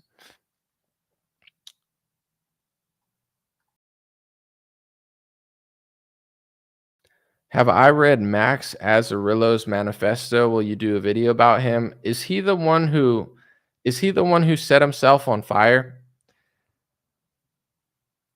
Thank you, Kelly. I appreciate it. If it is, I want to say this. I don't, and please don't take this the wrong way, but I don't read manifestos of people who kill themselves for attention, because I not only think it's really cowardly or insane. I don't think, like, it's like when I used to be like, oh, let me interview this person because they're running for Congress. But then I'm like, why am I, like, if they're interesting or worth interviewing, then I will. But like, people are like, I'm running for vice president. If I didn't want to interview before, I don't want to interview after. I'm not giving like special treatment to politicians because you're going to like role play, run and lose by 20 points. It's like, whatever. With manifestos, whether it's the trans shooter or this person, I don't give any attention to that. With that being said, someone sent it to me and a lot of people were commenting that it seems pretty true. I did scroll through on Instagram, the last post that he had. I scrolled through his interpretation of what was going on with the world. And if you want my honest opinion, I don't agree with him. Is he wrong about everything? Of course not. But do I think he was like highly intelligent, like spot on? I don't. I read it. I read he's like fascism and this and Nazi Germany. And to me, it sounded like somebody that knew the world was messed up and was just, intaking information and trying to seem smarter than he really was. Is that me? Is that rude to say? I'm not trying to be a dick, but like I'm not like buying it as this like genius interpretation of the world. I feel like it's like a half-assed kind of like, idea that like, yeah, crypto is sneaky and like the corporations are corrupt and the government's bad. But like, it wasn't one of the smartest things I've ever read personally. I didn't find it impressive or like totally accurate. I'm not saying everything's wrong. I'm not saying he's a bad guy, but like, I'm not going to act like it's the greatest thing I've ever read just because he killed himself. Like, I wasn't impressed. I scrolled through a few pages and I was already just completely disagreeing with his analysis of like what's actually going on, but it's whatever. No, I'm not thinking of the military guy. I'm thinking of the guy that just lit himself on fire. His last post was literally I don't know if it was the whole Ponzi papers or whatever, but it was like you could scroll and he took a picture of it and posted like 15 slides. I read it. I don't know if he was Asian or not. I have no idea, but I know what you're talking about. I wasn't like blown away. That's just my opinion. It's kind of like when like, somebody talks and they're not like completely wrong, but you're not like, oh, that's like, it's like, yeah, it's a lot of information and you're trying to connect dots and it's like, you're just throwing it all. It's whatever.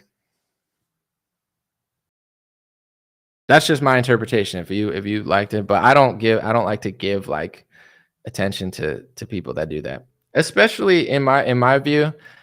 And I'm not trying to be rude because I get this. I want to start with a compassionate statement. The world is getting weird. Everybody feels it. Communities are watering down. People feel disconnected. Technology is weird. I'm successful. I feel like some would say, oh, Anomaly's so popular. This world gets lonely for me too. It gets cold. It gets odd. It's weird. We live in like a very weird time, and I have sympathy and compassion to anybody that feels lost, that feels helpless, that feels alone, that feels like they're not getting enough attention, that feels like, it's not worth. Like, I have so much compassion and empathy, and in many ways, I feel the same weird energy that everyone else feels, and I want to let you know you're not alone. With that being said, I think it's kind of cowardly to just kill yourself, especially in the world of technology. Like, look at someone like Ian Carroll.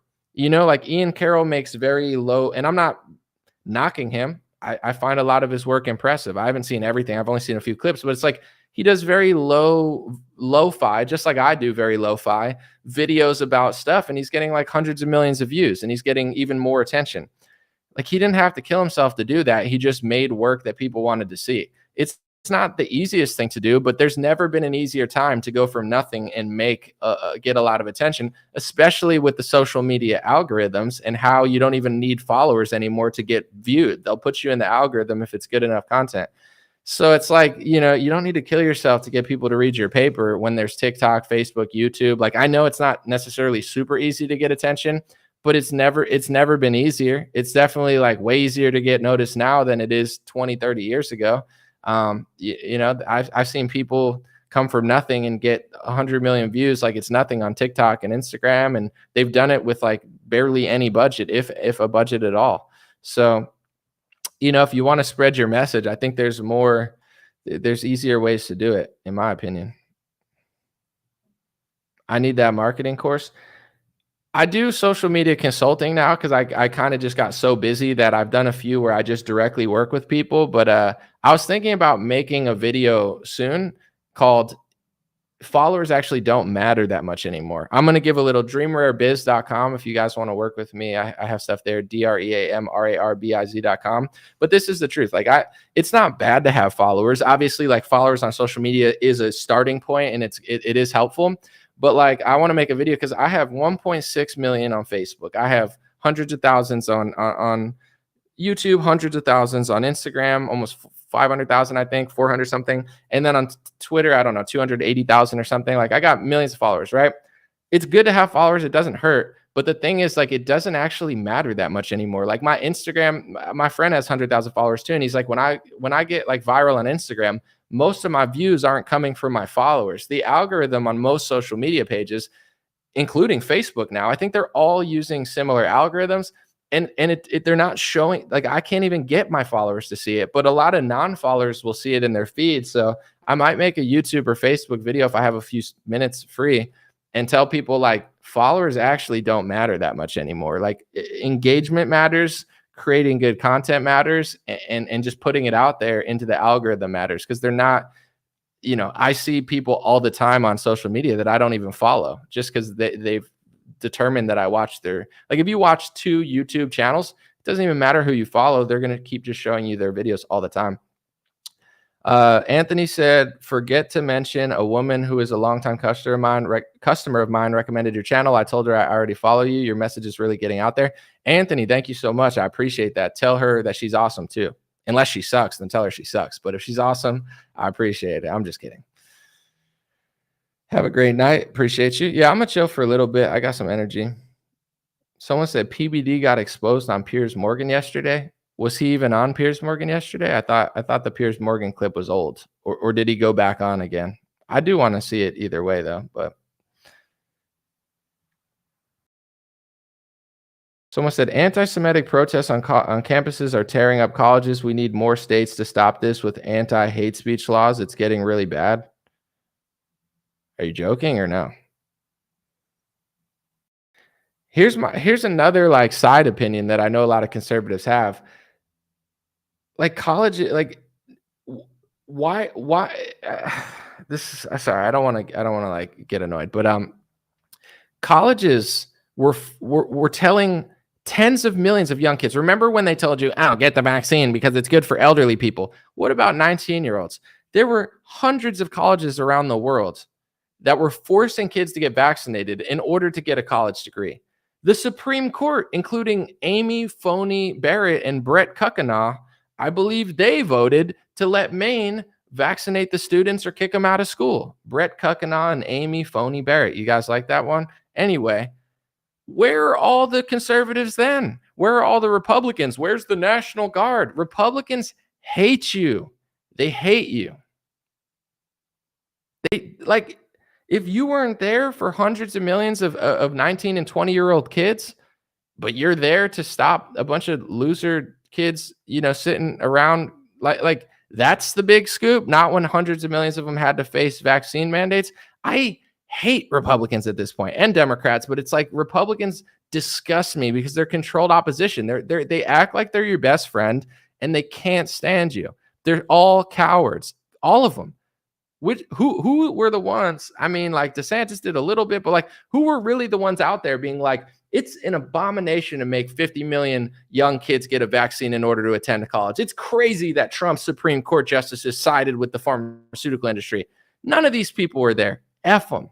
F them. Kelly said, I know you have a good heart. Didn't mean to offend you. You're not offending me. I just didn't want to be misconstrued. I know you have a good heart and I know you mean well. And it's really sad looking at war content. It's disgusting what's going on. I don't disagree with you. I'm just saying.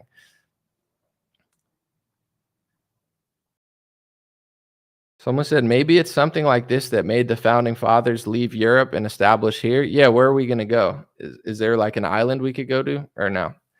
If the founding fathers left Europe to come here, where do we go? Can we just take Canada? I'm just kidding. I don't know.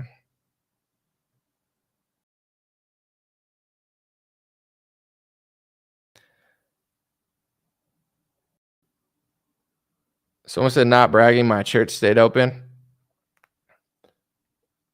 I think Owen Benjamin was saying that like Canada's so weak that America should conquer it because like if people in Canada are so weak and pathetic that it's like better for them if America just conquered them. It's a funny concept, but anyway.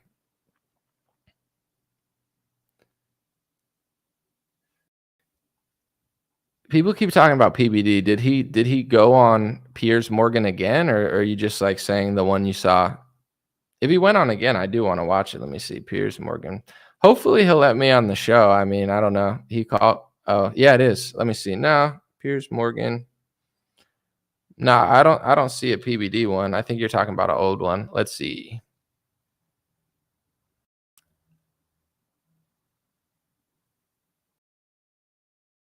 Yeah, you're talking about one that was like a week or two old. He hasn't been back on. Um, I already talked about that. I already commented on it. We chatted. Someone said Adam Sosnick went at Whitlock and then deleted the video. I saw Jason Whitlock talk about that video. It was hilarious. I mean, that's pretty wild to have Adam go at Jason. Like, listen, Adam is not the most impressive person on that staff. Let's just put it that way. I think everybody knows that, and it's like a good opposition or whatever. But people are referring to Patrick when he went on Piers Morgan, and Piers Morgan was asking him about Ukraine and Israel, and it went viral because a lot of people didn't like what Patrick said, or and disagreed with it. So I think that's what people are referring to. I hope I could go on the show and chat about it sometime. If not, no worries. I had a chat with him about it, which was hilarious. But in general, I would love to go on the show and just talk about this stuff. If they don't want me there, that's fine. It's not a big deal. But I'll be around. Someone said Jason Whitlock is a male Candace Owens. I wouldn't call him that, but I've been impressed with his work recently and just like his takes. We don't agree on everything, but I listened to a few of his videos recently. I definitely liked it. I liked the way he was talking, his cadence, what he was saying. I'm not mad at him.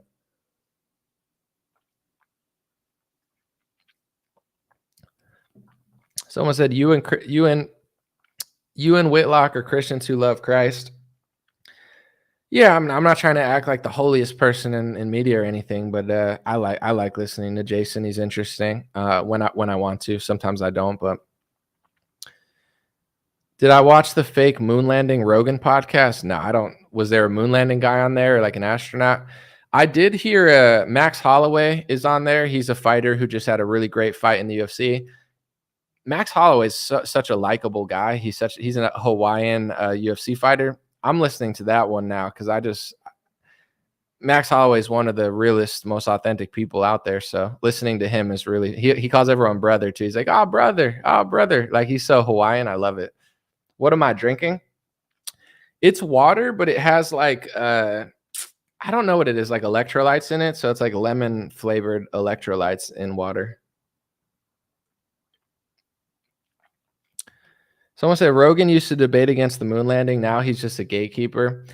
He definitely used to have different conversations, but I don't know what his angle is on that. But he has on Eddie Bravo. He has on people who disagree. So I know Eddie does not agree with him, and he's always on the show. So to be honest, I don't listen to too many Rogans. I listen when like a UFC fighter's on that I like. I'll listen when like Tucker Carlson's on or a really good guest, but I'm not into like the, environmental expert or like Peter Hotez and, like those type of people. I'm not a huge fan of, but I think that's the beauty of his podcast is that he has on different people. Like he doesn't want to be who other people want him to be. I think he's just playing a different game. So I take it for what it is.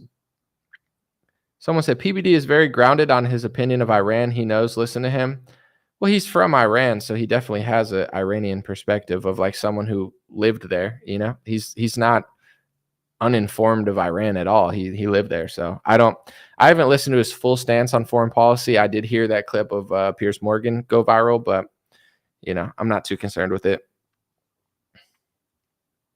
Did I see the Cat Williams interview? 100%. Yeah, that was hilarious. Barry Weiss? Yeah, I'm not listening to Barry Weiss. Let's see. You should invite Carrie Wedler on your podcast. I don't know who that is, but I could look into it, I guess. Do I need to put on sunscreen? I'm not a health expert. I have a personal regimen, but I'm not like justifying it or telling people to do it because I don't know what the truth is.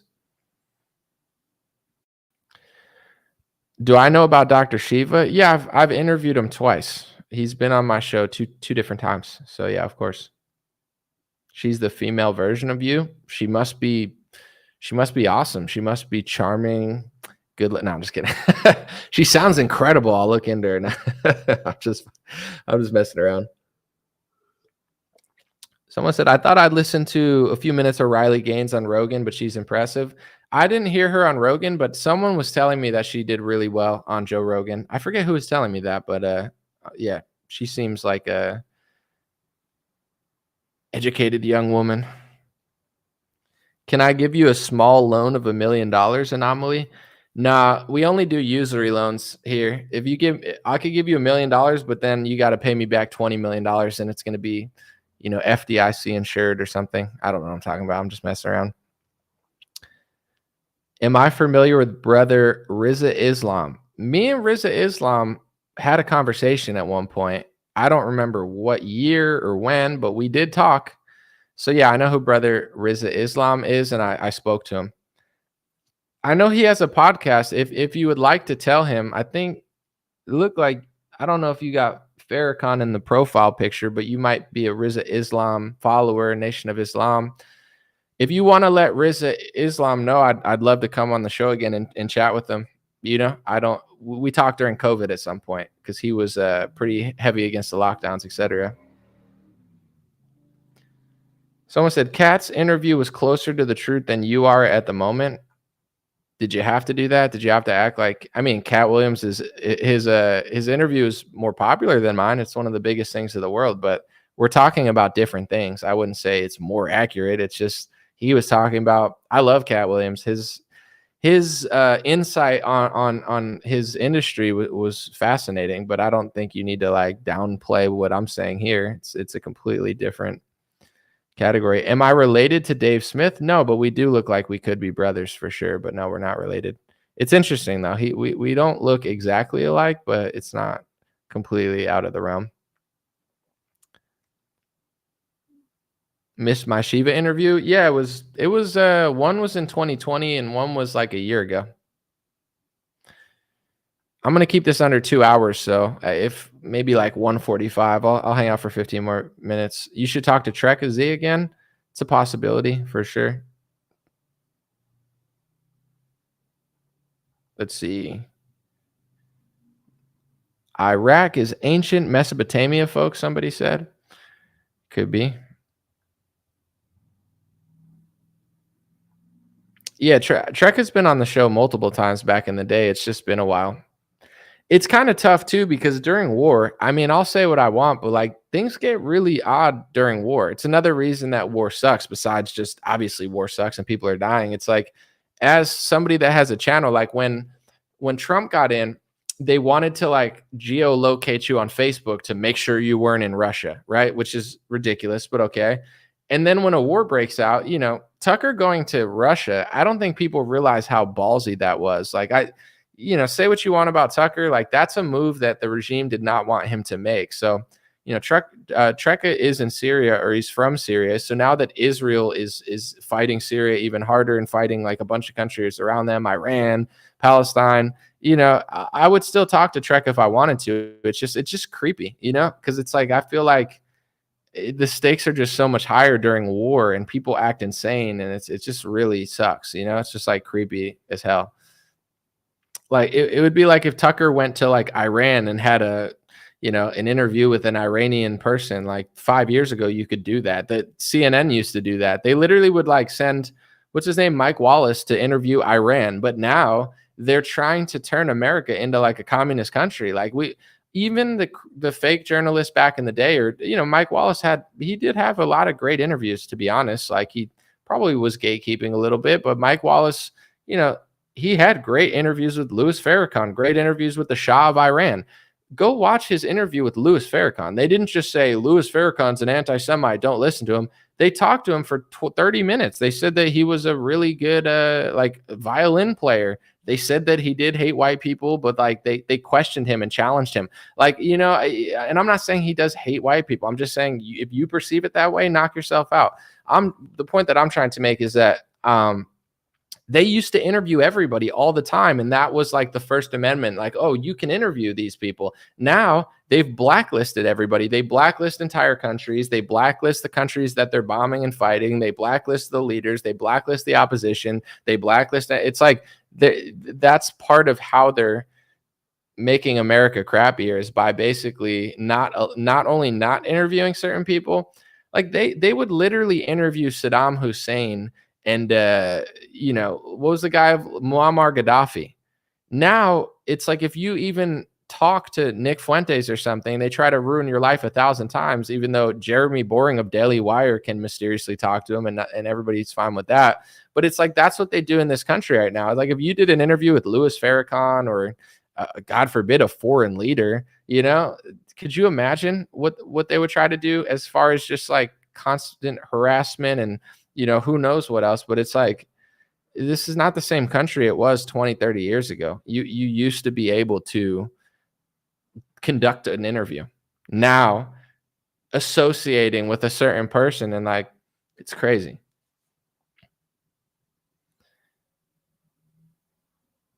They even tried to do that to Matt Walsh yesterday. I talked about it in my live stream. They were like, Matt Walsh is a groiper. It's like, what?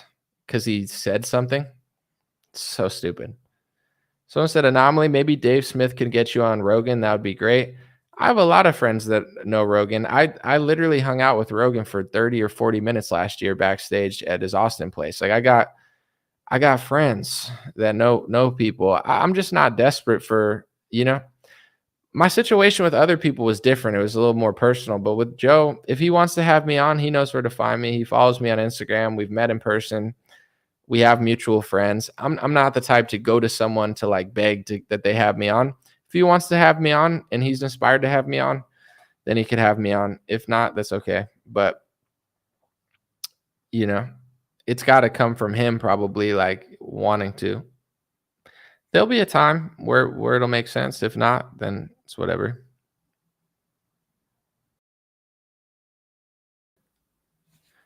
Someone said, I want to read this. Someone said, other Muslim countries won't give Hamas a platform, yet Biden gives Hamas a microphone. I don't know, dude. You sound like you watch too much like Mark Levin or something. It's like Hamas and Biden. He's giving tens of billions of dollars to Israel. Like, it's like we just open up the red carpet for foreign countries. You're like, he's working with the country he's giving all our money to. Like you listen to way too many like Zionist boomer brainwashies. Like, I don't like Joe Biden, but he's not giving Hamas a microphone. Like, that's ridiculous. There's a death to America, they're saying. It's like, who's saying that? At a protest? Well, you could stand with your First Amendment and say, F you. F you. You guys suck. It's like, what? I don't even get what you're like. Yeah, there's horrible people. But the only way to beat the protesters is to infringe on the First Amendment. And, Biden's really hates Israel. That's why he's giving all our money to Israel. It's like he's doing what every politician does all the time. It's just like the right wing has gotten so fake that they're like, dude, Biden's working with Hamas. It's like, said Ben Shapiro. Oh my gosh. Hamas is in the White House. Hamas is in the White House. Hamas is everywhere. Oh my gosh. That's Ben Shapiro's show. He's like, it's like, can you be honest? The protesters are left-wing Palestinian protesters, many of which happen to be Jewish, who are pro-Palestine and against the war in Israel. Some of them go further. Some of them don't. Some of them probably don't even know why they're there. They're just following. So what does Ben Shapiro call them? All Hamas? And then you believe it? It's crazy. It's like Biden gives $30 billion. Do you think Hamas would want to give $30 billion to Israel or $20 billion? I mean, maybe they would want that. I don't think so, but who knows? Who knows what their relationship is? But it's like, oh my gosh, the Hamas is in the White House. Oh my gosh, Hamas is in the White House. How are they in the White House, bro? We're giving their enemy tens of billions of dollars. Like, unless it's just all a joke, a lie. But if I'm supposed to believe the narrative that I have to believe, or else it's hate speech and they're fighting each other and going to war, then how would giving tens of billions of dollars to the country trying to kill Hamas be supporting Hamas?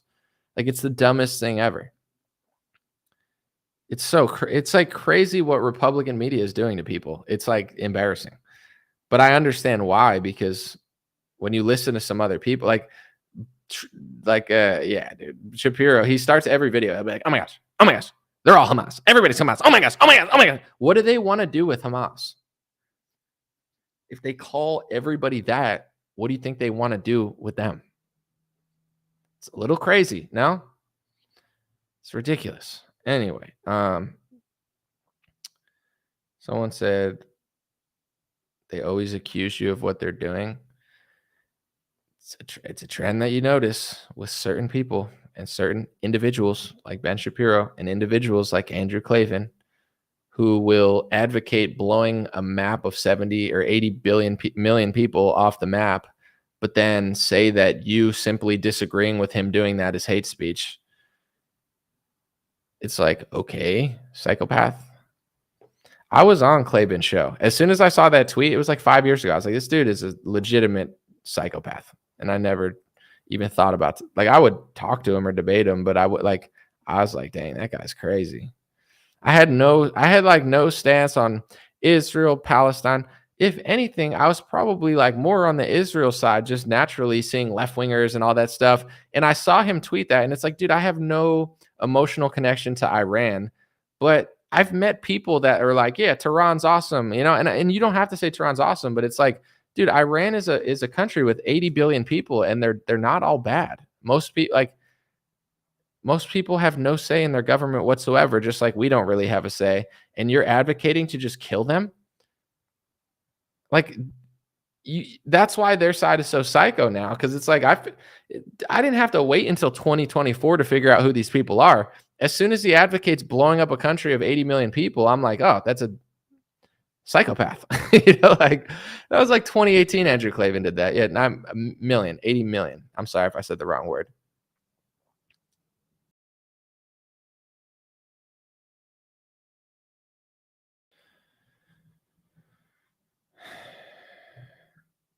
Anyway, a couple more minutes that I'm gonna roll out. Appreciate you guys. Thank you guys for hanging out. I've had a good time. The short ones are smarter to do, I think, business wise, but sometimes it's nice to just kick it. Anomaly, do you know that?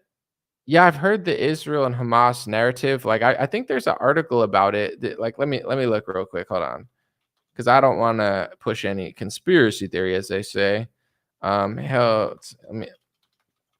I'm pretty sure I did certain reports on this. Oh yeah, this is right. This is Times of Israel on October 8th. An Israeli media company published this headline on October 8th. They said it, not me. It says, for years, Netanyahu propped up Hamas. Now it's blown up in our faces. In the article, it explains how, according to Times of Israel, that Netanyahu propped up Hamas. This is an Israeli media. So I'm not saying he did that or did that. That's what they're saying. But people don't read. They just listen to Ben Shapiro or whatever. And they're like, oh my gosh, oh my gosh. It's like, it literally says that they're reporting this stuff.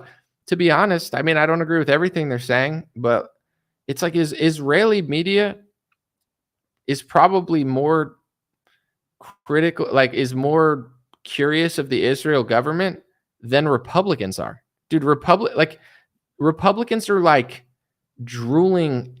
It's pathetic. Even Israeli media will be like, hey, let's report on this.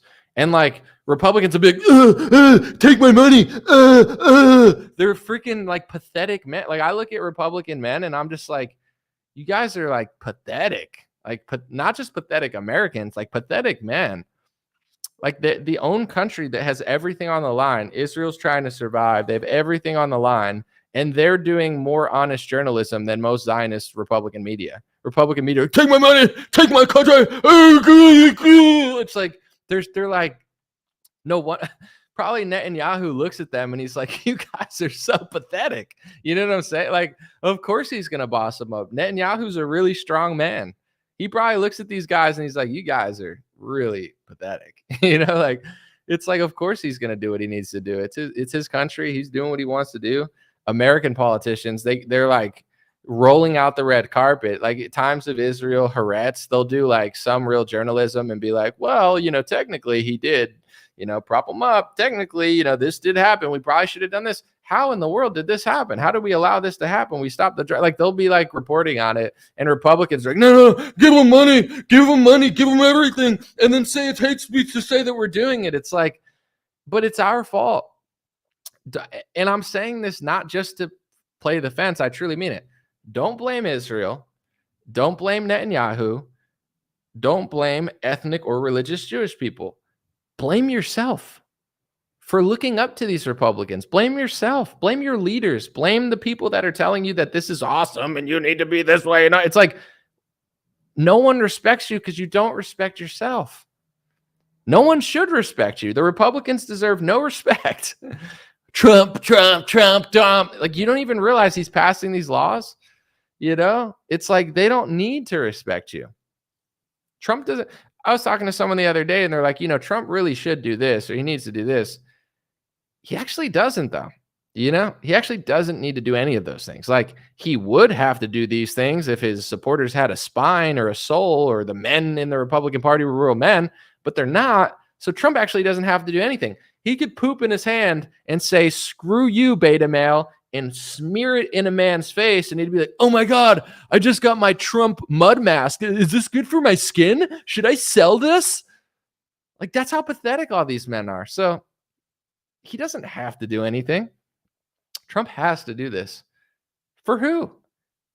They would eat the shit out of his hand and say it's chocolate pie. He doesn't have to do anything. He looks at these people. I'll fix you people, you pathetic cowards. You guys are pathetic fanboys. And they're like, yeah, pass more speech laws. Yeah, give our money to foreign countries. We'll just pretend like it's Lindsey Graham, even though he's on the stage with you.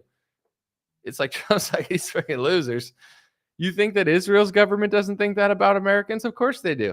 Dude, Netanyahu, he's a strong man. He's a man who prioritizes his country. He gets stuff done that he wants to do. Your politicians, your heroes, your leaders, your Christian people, you think that those are men? You think that those are leaders? It's embarrassing. It's not anyone else's fault but our own. So in order for, like, it's just the truth. It's like foreign media that's fighting for their survival will report on their own misdoings more than Republican Zionists will. It's pathetic. Maybe the elites are right. This is me just egging on Republicans. Maybe they're right. Maybe they're right about people if this is what we are. It's like if they think you're this and you're acting that way, maybe they're right. I mean, it's embarrassing. It's sad, but that's my challenge to like Republican men. Like, are you pathetic? Andrew Tate's been making these videos recently where he's talking to white men and he claims that a lot of white men are getting mad at him. I listen to him and I'm like, he's not really wrong. I mean, I wouldn't say it that way because I'm me, he's him, but I listen. He's egging white people on and he's like, you're losing. He's like, you're going to lose because you're not having kids and Muhammad's having 5 kids. I don't listen to him and say, oh, he's being hateful. It's like he's trying, like he's a kickboxer. He's trying to egg on men to be like, no, I'm not. I'm going to go have kids. Like he's trying to egg white people on to stop being so weak. And I don't even have kids. So it's like, I could listen to that and be like, oh, I'm a man. It's like, I get what he's saying. He's not like statistically or demographically wrong. So I'm not upset by what he's saying. He's trying to egg on people to like do the right thing. Like that's what a friend does or a man does. Like, it's not like, oh, someone said, where's his kids? I'm pretty sure he has kids with baby mamas or something. I don't know. I'm not, but that's the thing. I'm not offended by what he's saying, whether he has kids, whether he doesn't, whether he's got 4 baby mamas or whatever. Like, I don't know what his thing is. He keeps it kind of private, but it's like, if he's saying that, I don't take it as like, oh, he's being so mean and bullying me. I'm like, oh no, he's trying to like wake people up because they don't want to hear that. But it's like, maybe they need to hear that. Someone said he's mixed. Yeah, I know. He's like half white, half black, right? But in general, it's like, also people like Andrew, and I think in general, they see like when you travel the world, You want to be able to go to a nice country. Everybody wants to go to nice countries and nice cities. If all the cities in America are just mismanaged and people are like subservient to pathetic politicians, then the world's not fun for anyone. Like no one's having fun when they can't go to Europe, and Europe sucks, and America sucks, and New York City sucks, and San Francisco sucks. Like it's not fun for anyone. Nobody of any race or any religion. Like why is that good? Like, don't you want these countries to snap out of it and do the right thing? So that's kind of how I take it with Republic. Like I purposely talk about Republicans more than Democrats now. It's not because I like Democrats. I can't stand most Democrat politicians. They're not my side. But how are we going to win when our politicians are like literally like lapdogs drooling, like, take my money, do anything to my country. I don't care. It's yours. It's yours. It's yours. It's like they're like pathetic animals. And I could say that about Republicans because it's not hate speech, because it's my side and my team. But you know what I'm saying? Like that's what they're doing. And then you got foreign government media that's like criticizing their own government more than Republicans will. Like Republicans exist to literally serve, can I say, a foreign country? I mean, why else would you be passing speech laws and stuff? It's like they're literally like pathetic. But Republicans are worshiping these people. It's like the only reason they do it is because they don't respect us. And I don't blame them. You understand? People say this in the comments sometimes. Why should I trust you? Why should I believe everything you say? Have I ever asked you to believe everything I say? Trust is earned. I can't sit here and demand trust. I have to earn it. And if you have a high threshold for trust, like I do, then I ignored Andrew Klavan from the moment he wanted to kill 80 million people like a psychopath. I started not trusting Donald Trump and DeSantis once I realized they were passing speech laws. Doesn't mean I hate them, but my trust level goes down. I don't trust people who lie to me. I don't trust people who scam me. I don't trust Donald Trump when he's a pharmaceutical salesman. My trust is gone. Will I vote for you? Sure. Will I show up in an event before an election? Maybe. But do I trust you? Absolutely not. So if, that's the trust threshold of like, trust people who are trustworthy. Trust people who earn your trust. Believe me if I'm speaking the truth. If I keep saying things and you keep looking them up and it's exactly what I'm saying, then maybe I'm telling the truth. But I'm not asking for your blind loyalty or allegiance forever. I'm earning my trust every time I go out here. And just like, Patrick with the Piers Morgan interview or Ben Shapiro with the thing, and I'm not knocking what they're doing, but like trust is not eternal. You earn your trust. And if you lose your trust among certain people, you might not get it back until you explain it or make a statement. Like that's just the age of politics and social media and saying stuff. Like if I came out and did a 180 on pharmaceuticals, like people are going to rightfully not trust me anymore. And some people don't trust me now just because I'm too critical of Republicans and they can't fathom what I'm doing. And they think that anybody other than like Democrat babble is like a hate speech. Like they don't get it, but it is what it is. They'll figure it out. The point that I'm trying to make though is with politicians, I don't buy this concept that like we're the victim in America and like Republicans are being bullied. And I take it as like we're being bullied by all sides because everybody just puts up with it. And I'm not telling people to do anything. I'm just like, tell Trump, he's lying. Tell DeSantis, he passed a speech law. Give a real interview to Vivek because he's a pharmaceutical billionaire who said he cried on January 6th, and stop saying I'm hateful for doing it because nobody seemed to be able to do it. Like that's all it takes. And then other men, whether it's foreign leaders or American leaders, they'll respect you if you demand respect. If you have a spine, they can't push you over. But if you're like, Tom Cotton, it's like, okay, I know he went in a war and sat on gold or whatever in the picture, but it's like, dude, with Israel, it's like he's just like jump. It's like, I'm not asking you to not like the country, but do you have to call everything anti-Semitic and support hate speech laws? That seems a little anti-American. Like, and then the fact that people are supporting these people so blindly is nuts.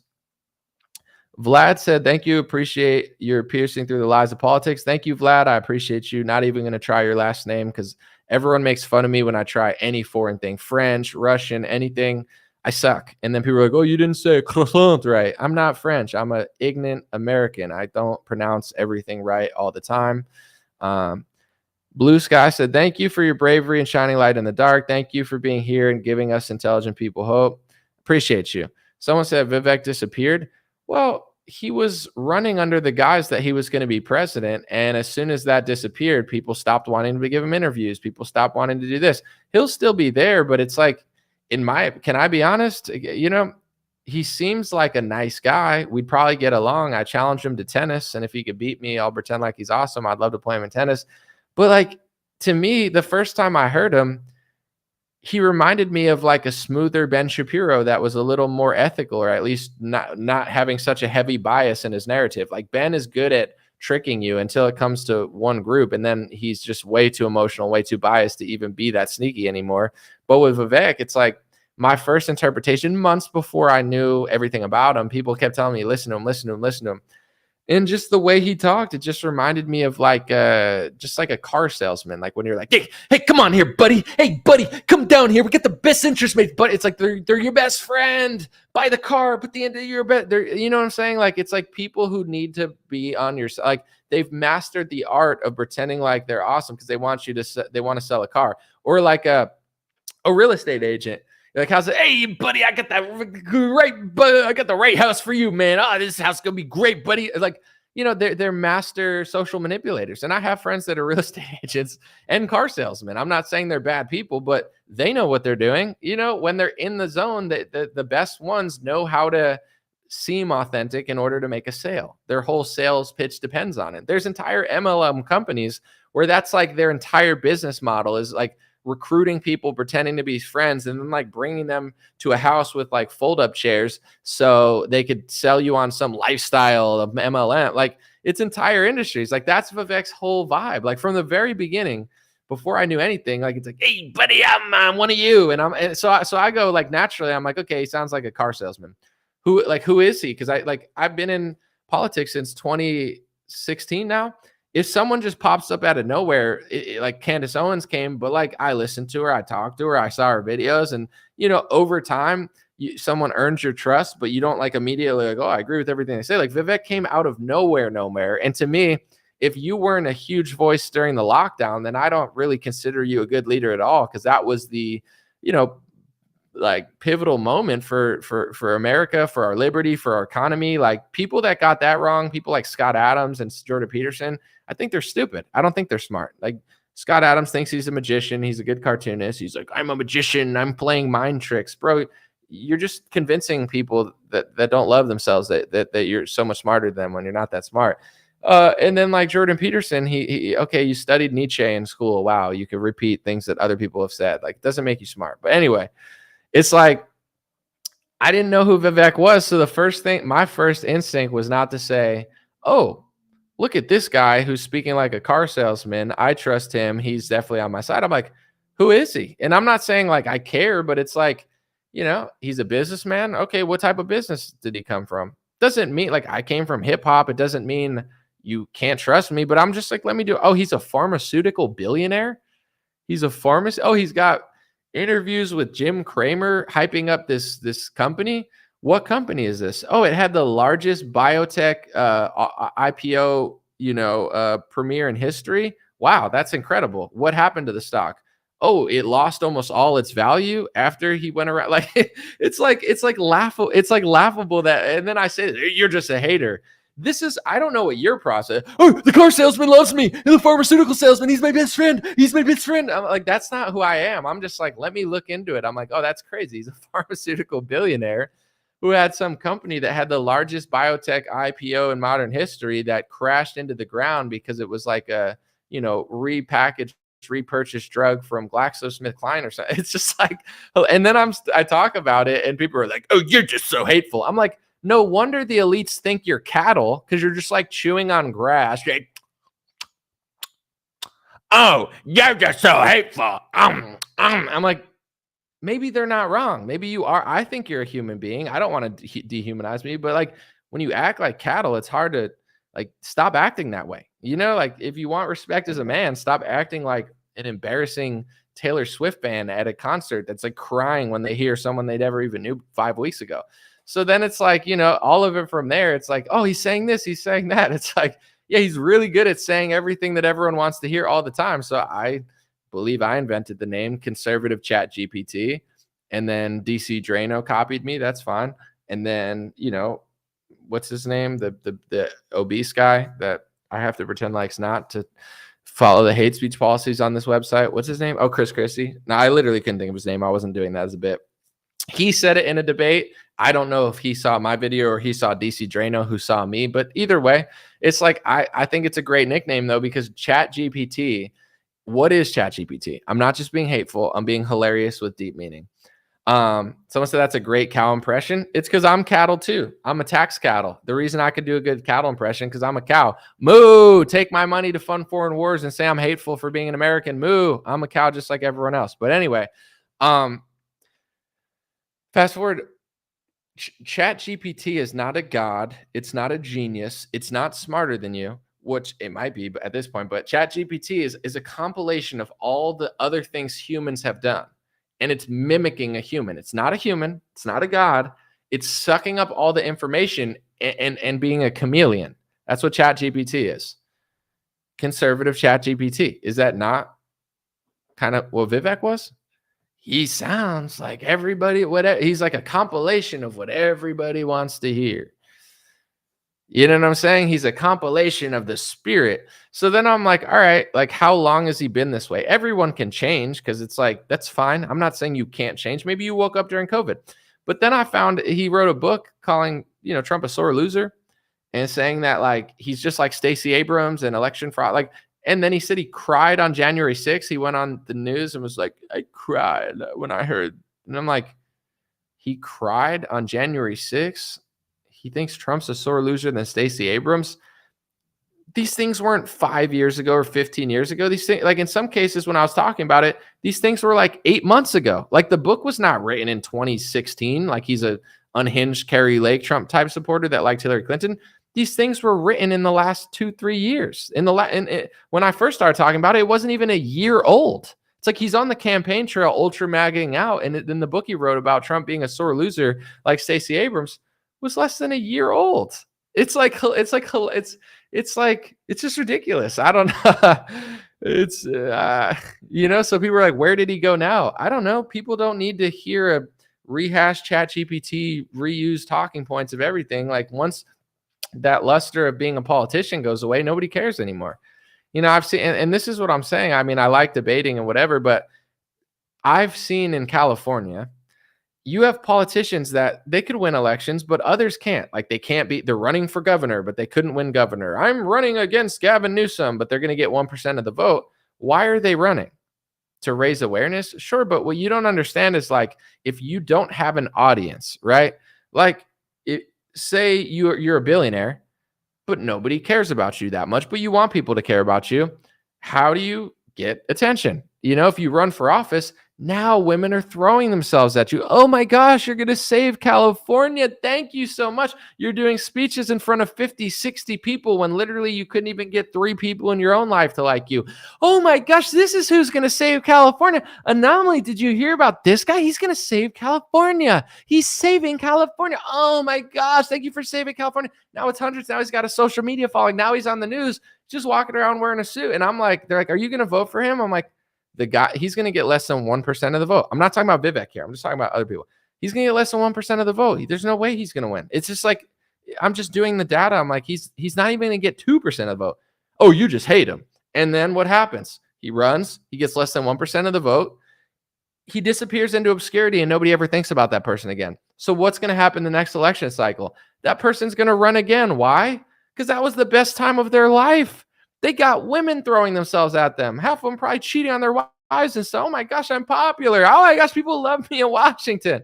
It's like addicted to the attention. That's why politics pulls in a lot of narcissists, and people that are psychotic, because it's like you almost have to be insane to even want to run for politics. I'm not saying it's not nice to run, but like I've seen that happen so many times. Vivek did that on a national scale. He was this pharmaceutical billionaire. The mainstream media tried to like artificially make him a celebrity like hundreds of times, dozens of times. He was on the news all the time, yet on his YouTube channel when he first came out. I remember I was looking at his old videos before the Trump conservative thing, and it's like he was on the news, he was on television, he was even on Tucker Carlson a few times, and nobody cared. He had no audience, no following, no one cared. Once he said he was running for president, role play patriot, now everybody cares. Now you're so popular. Now you're a hero. He's going to save America. He's so brave. It's like, it's cool, but it's like, people are like, where did he go? He's still there. He'll still do well. He got a following, an email list. He could run for office. I don't think Vivek is done. I think he'll have a moment where he'll come back if he wants to join politics, because he could easily be one of the better politicians because the competition is so terrible. But with that being said, it's like, where'd he go? The same place everybody goes that's running for office. Like, back to nobody caring about them until they run again. Then everyone will care about them. Not trying to be a hater. I'm just being honest. Like, I think some people run for the right reasons, but some people don't. And I don't know what Vivek's true intentions are. It's just, I don't have to believe everything I hear or believe everything. That's why I respect him for coming on the show, because he came on, I interviewed him. He was willing to sit there, and that's awesome. That's better than most politicians. So honestly, I hope he does run for an office, and I hope he wins in some state, because he's not worse than Dan Crenshaw. If Dan Crenshaw could be a congressman, so could Vivek. I hope Vivek runs for Congress, and I hope he wins, and I hope he votes properly, and I hope he listens to people just like he did and chat GPTs it and becomes the people's president. Like, that's awesome. I would love that. I'm not trying to stop him from political office, but I'm not going to vote a pharmaceutical billionaire the president after a lockdown. That's crazy. I knew he was going to get under 10% of the vote. I'm just saying, it's not like I want him to run for office. I want him to win. I want him to do well. I'm just not voting for a pharmaceutical billionaire as the president of the United States after 2020 and 2021 and 2022. I would rather someone not like that personally, but it's not up to me. Someone said, I love rap because they talk about grabbing blank. Listen, it's locker room talk, okay? Not all rappers talk about grabbing the kitty. Get your mind out of the gutter, you sick Biden voter. I'm just kidding. I don't know. Someone said, I think some start out with good intentions, but they feel they have to play the game once they get in. Absolutely. A lot of people start with good intentions, but also there's a lot of salesmen. I want to make this point because it's so important to understand. Car salesmen aren't bad people. They're just selling cars. Real estate agents are not bad people. Often they're amazing. It's just they're trying to sell a house. People work customer service for millions of different companies, and they just have to do it. Like, people have to do things for money in this world. It sucks, but that's what it is. Like, why do people think that only people in every other industry do things for money except for media and politicians? Yes, some people get into it for the right reasons and they change, but some people don't get into it for the right reasons. And it's so crazy to me. Like, people are like, do you think someone could pretend to be a conservative to do this? Millions of people every day have to work the hotline for Sprint or T-Mobile, and they just have to say what they're told, because if they can't do that, they don't feed their family. Like, they have to do customer service. They have to sell a product. They have to toe the company line. They don't want to get sued. Like, everyone does that all the time ever. Why would you think that wouldn't happen in politics and media? Some people get in for the right reasons. Other people get in for the wrong reasons. Other people get in for power and money and attention, and they don't give a crap about you, just like they don't when they're selling certain products. Other people have a higher tolerance for authenticity. I saw Ben Shapiro recently. He posted something on Facebook, and he said, I sacrificed my happiness and personal authenticity for my children.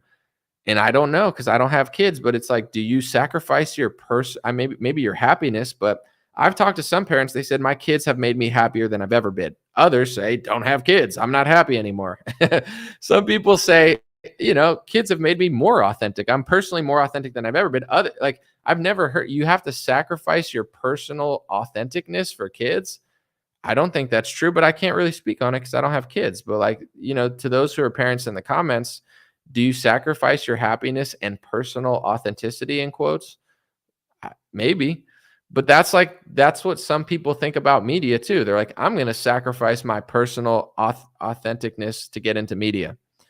But to me, it's like, I'm going to be authentic. That's my media. Like, everybody doesn't think the same way. Like, I didn't get into media. Like, let me sacrifice my authenticity to be a political activist. It's like, no, the whole point of me doing this was the authentic part of it.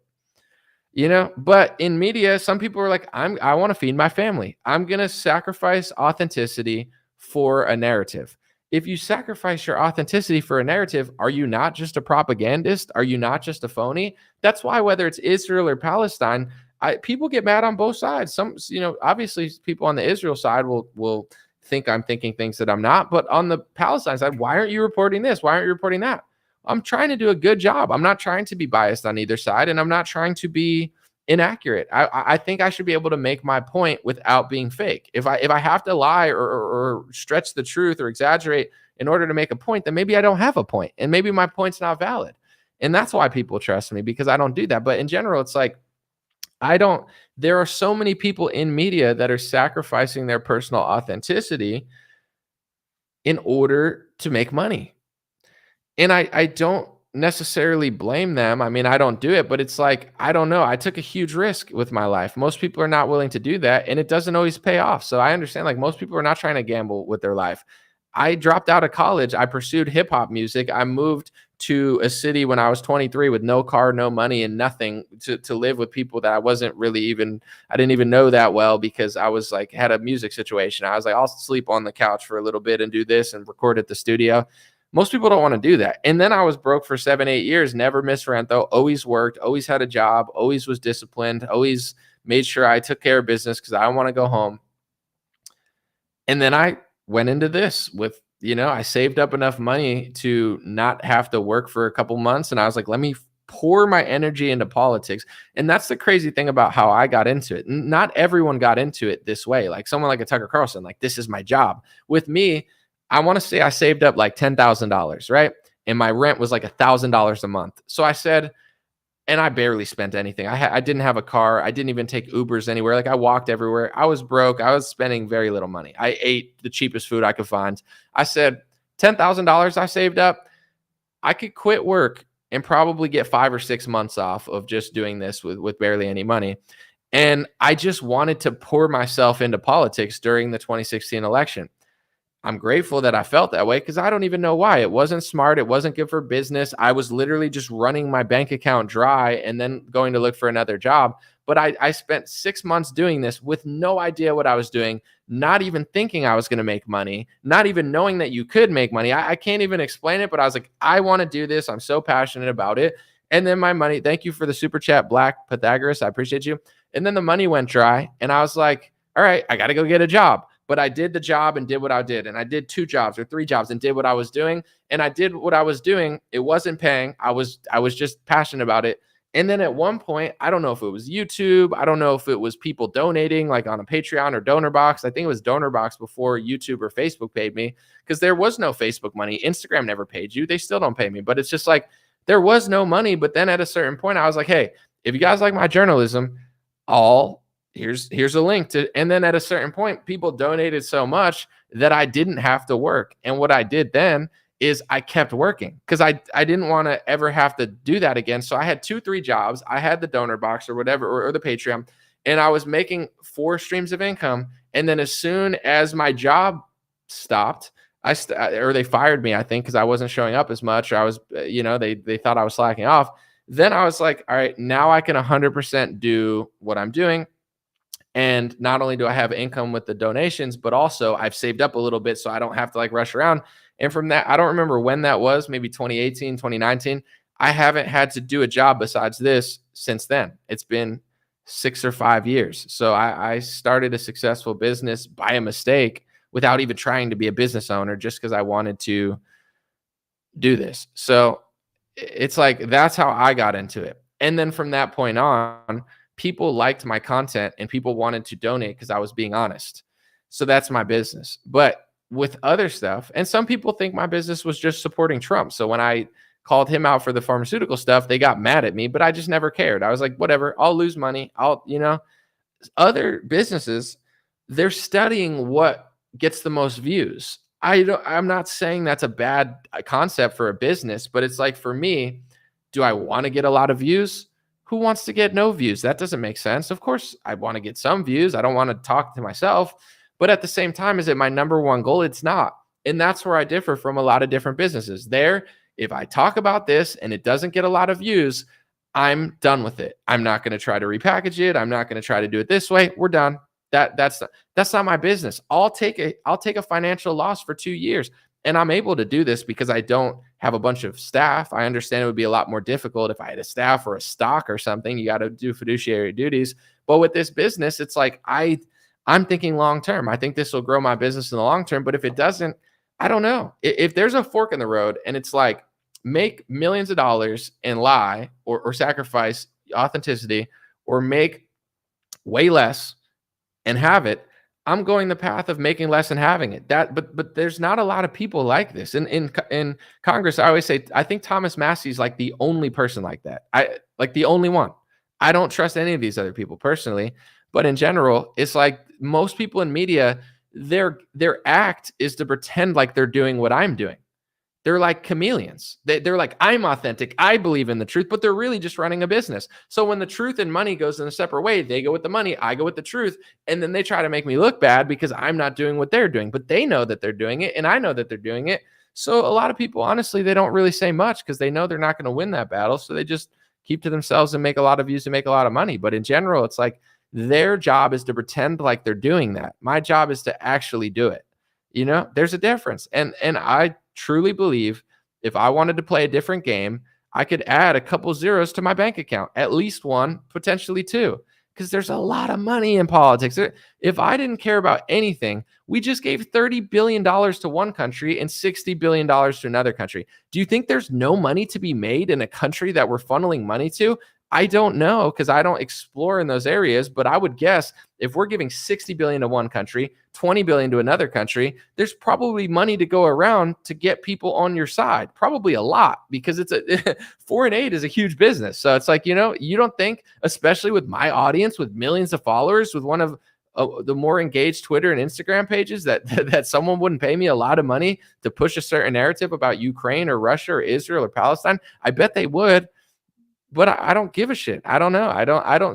I'm good. To be honest, I'm grateful to not just God, but to the people that have supported me. I'm grateful that not only would I never do that, but I don't even have to do that because I've done well enough to not do that. And, thank you, Black Pythagoras. He said, I'd love to be a part of your think tank. I appreciate you are a part of the think tank right now. Like your super chats are part of the think tank. Your comments, there's a reason I even do this. I know sometimes the comments are, the comments can be a little weird, or people say things that I disagree with, or people are being rude. But to be honest, this is why I sit here for 2 hours sometimes. It's like because I respect my audience enough to want to talk and communicate and listen and read certain things. I don't want to read every comment. I'm not going to lie, but like I don't have a real think tank, but the think tank is you super chatting. The think tank is you thinking. Do you know how many times people say things in the comments and I'm like, that was really smart. That's a good idea. I never thought of it that way. Let me share that. So that this is the think tank. Someone said God always provides. Absolutely. I'm so grateful. And also I'm like, I'm super inspired this year and I got burnt out, but I feel great. I'm probably stronger than I've ever been in my life. My legs are stronger. My arms are stronger. Probably my pecs, my back is definitely stronger than it's ever been. Like I'm not showing off right now, but I'm not like bodybuilder. I'm not like, you're gonna win a freaking Mr. Olympia or anything, but like I'm more jacked than I've ever been. I feel good. I feel healthy this year. Last year, I didn't feel super healthy, to be honest. I feel like business is good. It's not the best it's ever been, but I don't even care. Like I'm pumped with the direction things are going. But I had to take a different dynamic to what I'm doing because it's like, here's the problem. Someone said, "Is it cool I send you an email to help you?" Yeah, you can send me an email, sure. But in general, I don't know. Business could stress everybody out. It's not just me. Physical labor sucks. It could stress you out. People that do stockbrokers, they're stressed out because it's so many numbers. Like I got to the point where I was like counting numbers too much. You know what I'm saying? Like I wasn't a stockbroker, but it was like, I got to do this. I got to work at this time. I got to do this. Now I'm doing 2 a days and it doesn't feel like I have to do it. I want to do it. But when you're doing it just to do it, sometimes it gets too stressful. And like, that's how last year was. Because I just felt like I was 2 steps behind. I had some health issues that I didn't really talk about. It wasn't too drastic, but I thought it might be. Or, I had a lot of stuff going on where like I didn't feel that great. I felt like forced to do certain things, or like I was just doing them because it was like even with reels, dude, it would be way smarter if I had a team and stuff, but it's fine.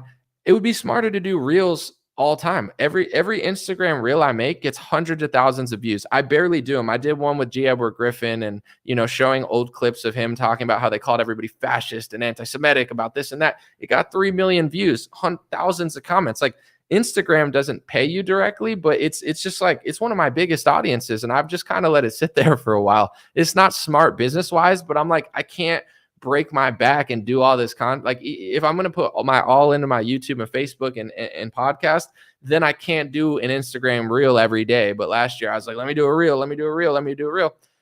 And this year I feel great and I'm super pumped about everything, and I still work a lot, but I just had to switch it up because it's like a long-term thing. If you beat up your body and your mind too much, then I can't do this for 10 or 20 years. But to be honest, I don't want to stop. And I don't know what else to even do. So if I do stop and I do transition, I want it to be natural and not forced, or I got burnt out so much that I can't even want to do it. It's got to be like a decision that I want to do. So things are great. Things are looking up, and I'm not reading that comment. See, some of you guys are not part of the think tank. You're part of the hate tank. You're hateful. And I'm going to pass a speech law here. Let me write it.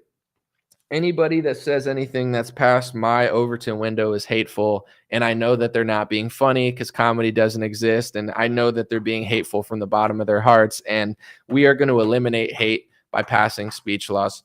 Someone said they feel like the speech laws are to increase tension. I didn't see why you said that, but it definitely seems that way. And I don't know what you wrote, but there's two options I have, and both of them are obviously extremely hateful. No, I'm just kidding. They're not hateful at all. It's just everything's hateful. But there's two options that make sense, or maybe three. I don't know. Let's start with this one. They're passing hate speech laws and doing so much lopsided stuff, and they're completely oblivious. The politicians want to do it because it makes sense to their foreign policy, and they don't realize that it's not working or it's not going to work. That's possible. Another possibility is they're doing it and they know that hate or they know that division is going to rise. And it's similar to like a thing that happens where it's like, oh, something happened. Now this is the reaction to it. Where I don't know if you're allowed to say this, but I'm just going to say it. There's a lot of money being made. There's a lot of reparations going around, hundreds of millions of dollars. Nobody will report this, but Kathy Hochul gave hundreds of millions of dollars to World War II reparations from New York taxpayer, even though New York didn't do what they're like the reparations are even going to. But nobody will talk about it because it's scary to talk about. And Republicans, they don't want to cover this. And liberals, they don't even know what's happening. So it's like there's billions of dollars going around when this sort of stuff happens. When Kyrie Irving shared an Amazon documentary about Black Hebrew Israelites, I believe he donated to the ADL afterwards, after the media went crazy, and he gave a donation to a Jewish organization as like, yo, leave me alone, or I've learned my lesson. So it's like when this stuff goes around, it's like there's billions upon billions upon billions of dollars just flowing around in foreign aid and this and that. And then the hate speech laws are an attempt to like not allow people to even say that it's happening because it's hateful to say that it's happening. That's a possibility. So it's like, I don't know what's going on, or I can't tell what people are doing. Like, I think certain people are doing it for certain reasons. Some people are doing it for religious reasons and dispensationalist reasons. Others are doing it for ethnic reasons or power reasons or donor reasons, or this is what they think are right reasons.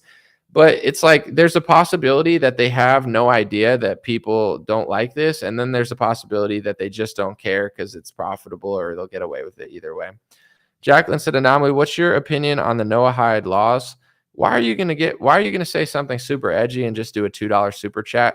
I'm not opposed to you giving me pennies. It's fine. But it's like, you can't do like the edgiest super chat for $2. You know, if you're going to do something edgy, you got to go more than that, or I'm going to ignore it. But anyway, I understand that people think that the Noahide laws are basically speech laws, or, that is being passed by Jewish people or Judaism.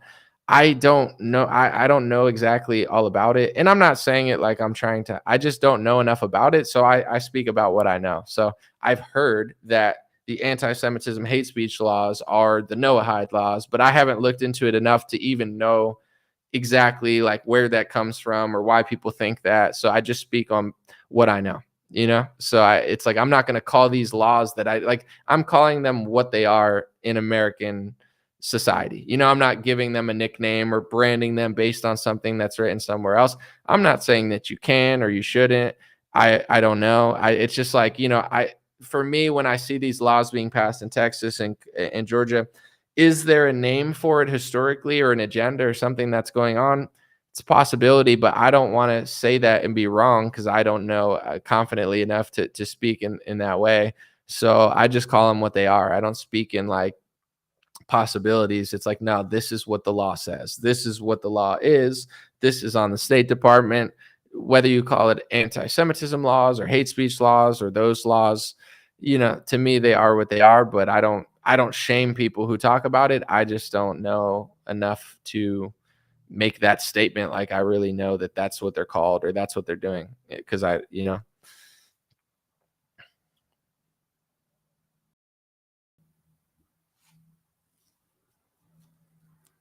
someone said, let me see. Wen said, I don't see speech laws for Hispanics or Asians. Well, yeah, they don't really have them, but there's some people too, and like I don't know everybody, but in the comments they'll be like, "No, this is necessary because of the persecution right now." And it's like America just doesn't work with lopsided speech laws, being like we need laws or they need laws because this is happening right now. It's like it's America, like that's the same statement that could be said for BLM. It's like they need this. It's like either this country functions and we hire great people and we enjoy great stuff from everybody, or we push lopsided laws everywhere. Someone said look them up. I looked them up a couple years ago. I guess I don't know. I haven't seen enough where I'm like reporting on it, but I'll check it out. I've seen it though. I've looked into it. I get the dynamic of it. Like it's, it's not hard to like figure out the dynamic of what people are saying. I get it. Black Pythagoras said my email. Okay, I got you, my guy. Can I be honest, my guy, Black Pythagoras? You're like, can I help you? Do you mean like help me like work wise or help me in life? Or I don't know what you mean, but I even if you email me, I would say this that it's not. I'm debating about like putting a team together and stuff, but right now I don't even know what I'm doing. So whenever people offer to help, like on that tip, I don't even know what to tell them to do. Like just watch the video, share them if you like. That's as much help as I need now. I'll keep everybody in mind. Vlad Belinochko, I got it. He said, I feel like evil Jews abuse the anti-Semitism victim card as a tool to do evil agendas that benefit them.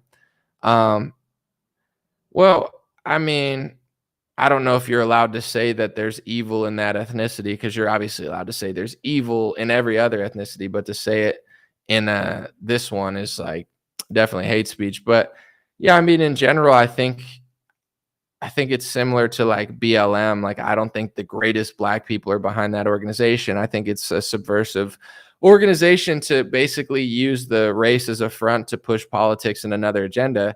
And I think what you're saying is definitely, I think it's like why, like Dave Smith is not trying to push the hate speech laws. It's going to be people that want to use an entire race or religion as a shield, for certain reasons. So I think it's obviously a possibility. Jacqueline said agreed. I also feel like it's tied to the speech laws. Well, this is what I've noticed too, is like definitely there are certain cultures that are thinking long term, and this is not just one, but like if you listen to Putin, he's thinking in terms of hundreds of years. Like he's not like, oh, Ukraine invaded. He's like, let me take you through the history of Russia. Let me take you through my people. Let me take you through bloodlines. Let me take you through the Bolshevik Revolution and when Ukraine was created by the Bolsheviks. Like Russians are thinking long term. China is thinking long term.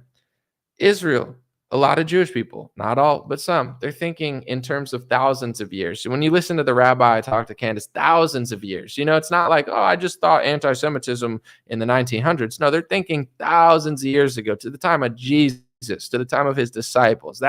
So when it comes to these laws, I don't know enough about them to speak about them, but a lot of the things they're not what they seem. Like it's not like, oh, this is happening, so it's this. They're thinking in terms of thousands of years, holy books. And it's the same with the Christian Zionist dispensationalist movement. They're not thinking like, oh, we want to do this. Like their thinking is so like, they're like, this is going to happen. They're going to bring back the Antichrist. They're going to sacrifice these things. It's going to come back. They're all going to go to hell. And then I'm going to go to heaven. It's like, it's the weirdest, most subversive relationship in recent history, because it's like, if you're under the guise of or guidelines of Judaism, you're not looking at like Christians like, oh, they're going to get exactly what I'm going to get. And then Christians are looking at the Jewish people in Israel, and they're not thinking like, oh, I'm going to get exactly what they're going to get. Like, as much as they're calling these people the chosen people and they're God's people and you can't criticize them and we need speech laws and we need to fund Israel, these Christians think that they're going to bring back the Antichrist, and then Jesus is going to come back, and all the Jews who don't convert to Christianity are going to hell. And this is why a lot of, I think a lot of Jewish leaders, not all, but some, they have reservations about Christians because they think about it in terms of Jesus and his disciples and how they were anti-Semitic because they wanted Jews to convert. So it's almost like these Christian dispensationalists, like they're betting on this is going to happen, and then the Antichrist is going to come, and then they're going to go to hell. And it's like, but at the same time, they're talking to these people like, oh, we're your best friends. So it's like both sides of this equation have a totally almost opposite idea of what's going to happen, but they're both kind of using each other to achieve a goal. So, Jewish people are rightfully like, they'll, not all, but like a lot of the religious ones, like they're not like, oh yeah, Christians and we're exactly the same. Like they're not thinking that way. They're like, no, we're going to work together and we're going to achieve all these things, and then we're going to do what we want to do, not what you want us to do. And Christians are like, oh, we're going to work together, and at the end, we're going to do what we want to do, and Jesus is going to come back, and we're going to go to heaven, and you're all going to go to hell. It's like, but you're the chosen ones, and we love you, and we want to work with you, but we do think you're going to go to hell if you don't believe in Jesus Christ. So they're like, yeah, no, we don't like that. We don't like people pushing Jesus on us. This reminds us of the anti-Semitism of the Jesus times when they told us you had to convert or else you're going to hell. So it's like this weird, unholy relationship where two completely different sides of the coin are using each other for this agenda. But, I don't personally believe dispensationalist, interpretation of the Bible personally. I understand what it says in Revelation, but I don't, it's an interesting time. Let's just put it that way. Because there's been societies for thousands of years that they didn't think that they were in the end times, and they were just living by the word of God. And now everybody thinks they're in the end times. And like, I think the Jewish Israel, community wants Moshiach. Christians want Jesus. And, it's like things are getting to a point where it's debate. Like, I don't know. Like, what do you think? What do you think is going to happen? Someone said it sounds manufactured. Well, that's the thing too in history. Like, this is not, and I'm not telling Jewish people who Mashiach is because I have no idea. And I'm not telling Christians who the Antichrist that Jesus is going to return. I don't know. But here's what I will say.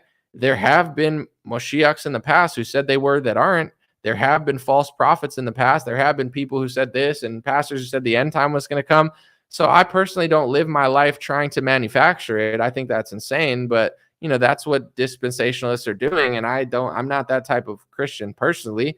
But it is what it is. Like, that's the way the world is going. It's just like, I think, looking at everything, I think the reason that certain societies built so many great things and did so many great things is because they weren't running around with people who don't believe in their Lord, who have complete like opposite religion of theirs, saying that's my religion too, and we're going to the same place, when literally your book says they're not going to the same place. And that's why in many ways they don't like you or trust you, because why would they like or trust somebody that's telling them that they're going to hell if they don't believe in Christ, when they don't believe in Christ and they don't want to believe in Christ and they don't like Christ? And they're very clear with that in many cases, or some cases they're not. And it's like, but you think they are? It's like the dispensationalists in the relationship is just a crazy relationship. And that's why a lot of this stuff is going on. So if you just think in terms of left and right, you're never going to be right. But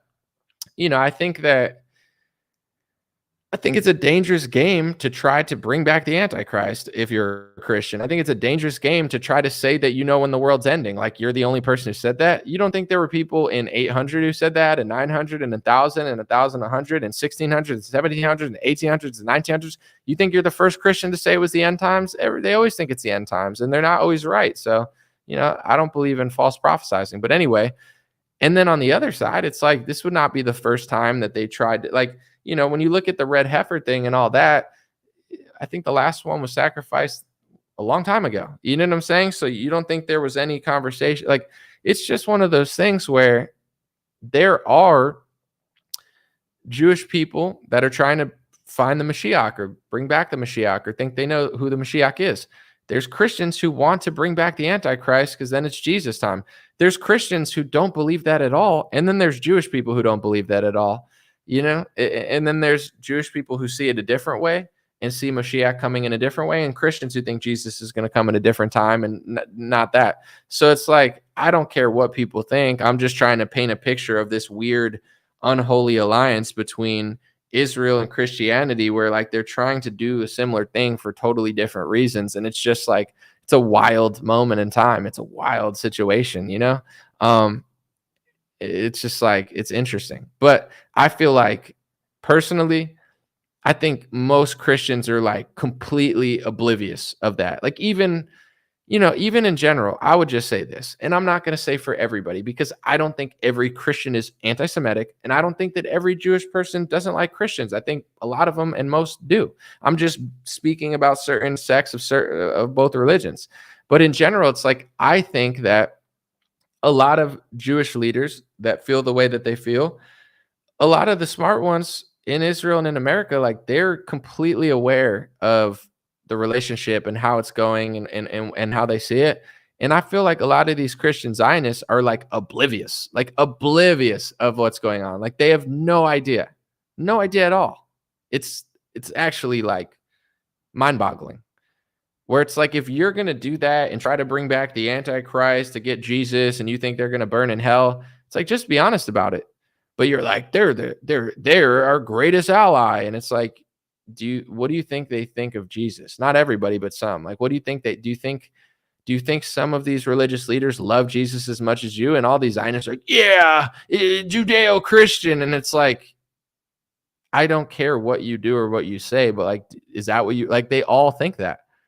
They're not like, oh yeah, we're going to bring back the Antichrist. And, and certain religious leaders are trying to like outlaw the teaching of Christianity while there's a book that says he's boiling in hot shit. Like, you tell that to a Zionist dispensationalist and they're like, what? That's the greatest ally. It's like, they're like mind-bogglingly brainwashed into like what type of relationship that is. So it's like, some Christian leaders know. They're like, yeah, we're going to work together to do this. You're going to go that way. You're going to go this way. And we'll see what happens. Maybe Jesus will come back. Maybe it's Mashiach. Maybe it's the Antichrist. Who knows? Like, we'll see.